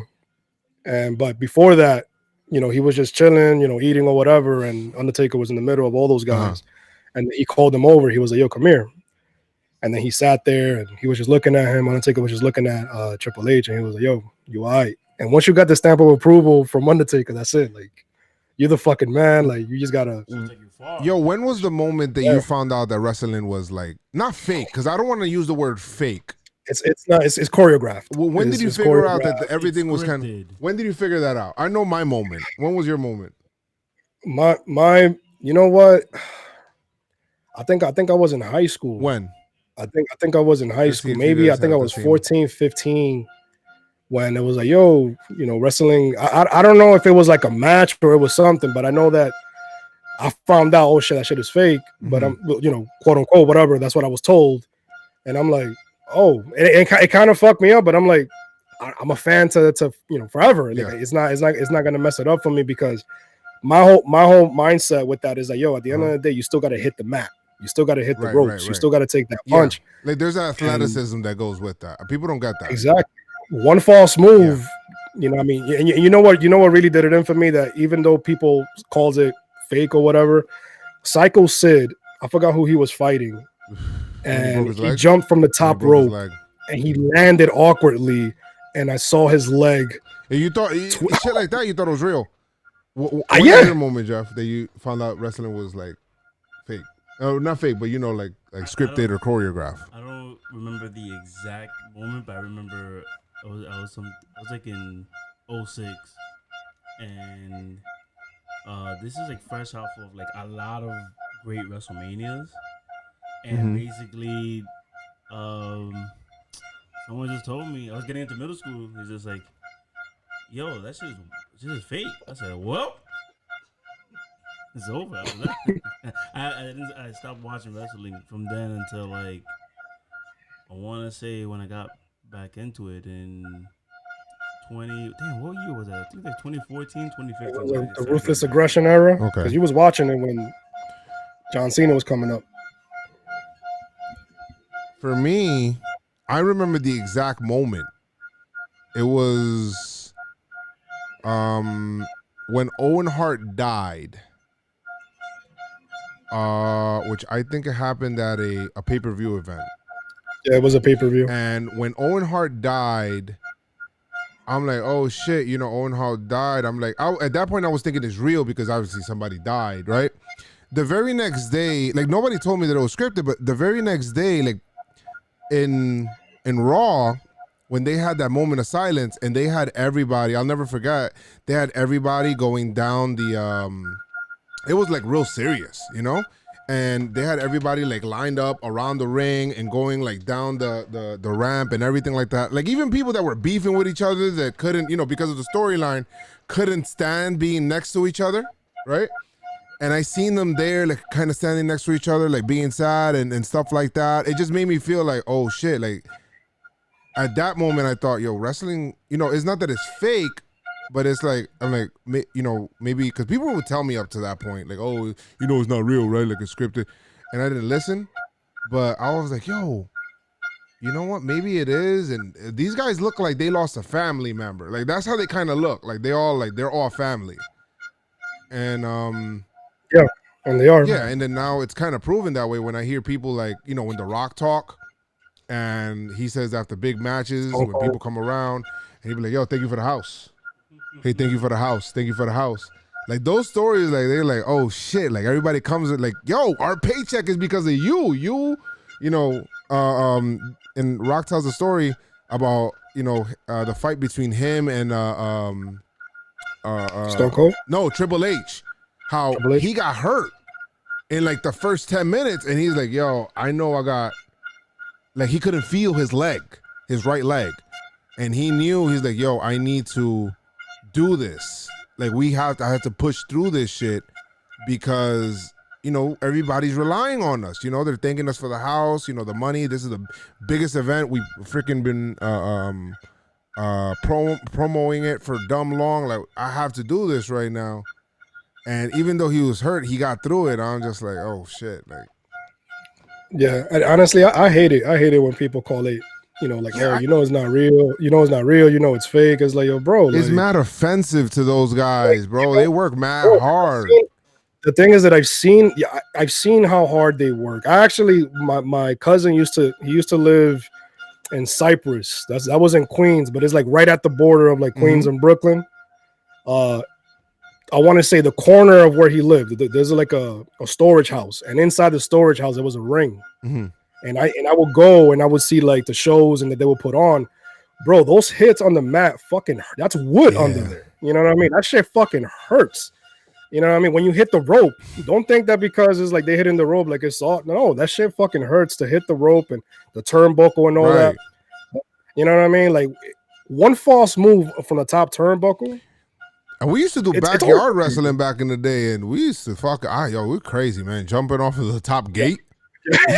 We used to bro. I remember I got speared one time, and I wasn't even expecting it. There was like a pile of snow behind me, and I got speared by my boy, and that shit fucking hurt, man. The sharpshooter, the stunner, if you land wrong, shit could hit your esophagus, bro. Like that. I hate it when motherfuckers call it fake and not real, but then turn around and go watch reality TV. It's like, you fucking hypocrite, B. Like you guys watch a show. You know what I mean? Like you watch a show that is scripted. It's not real, but you're there. If somebody dies, you're in the show, you're crying or you feel bad or you get pissed. Yeah. It fucks with your emotion. Like why? But then you turn around and call like, oh, but that wrestling was fake. I don't know how you watch it. It's like, get the fuck out of here, man. Like go take a fucking body slam in the middle of a ring and tell me how fake it is. Oh, that's sorry, man. I got a little serious. Yo, I mean, got a little serious. Yo, I hate that shit, B. Oh man. But yeah, I mean that's cool. I mean, it's all right. I wanted to talk about some other stuff. I mean, with that stuff, but like what? No, I mean that, like just everything. And it's crazy how we just went into just fucking wrestling and all of that stuff. That's the after pod, y'all. The after pod, but I'm gonna go and get something to eat because motherfuckers is hungry. Thanks, man. I'll see you guys later. I'm gonna take the stream, right? Yeah, I'm gonna take a little rest here, and then I'm gonna hop on the Twitch stream to continue playing some Babel as well. Pinstripe Strong Army, thank you. Thank you guys for joining, y'all. Appreciate y'all. All of y'all. Thanks, Keith. Thank you, Keith. And, see you guys Peace later. out, people. All right.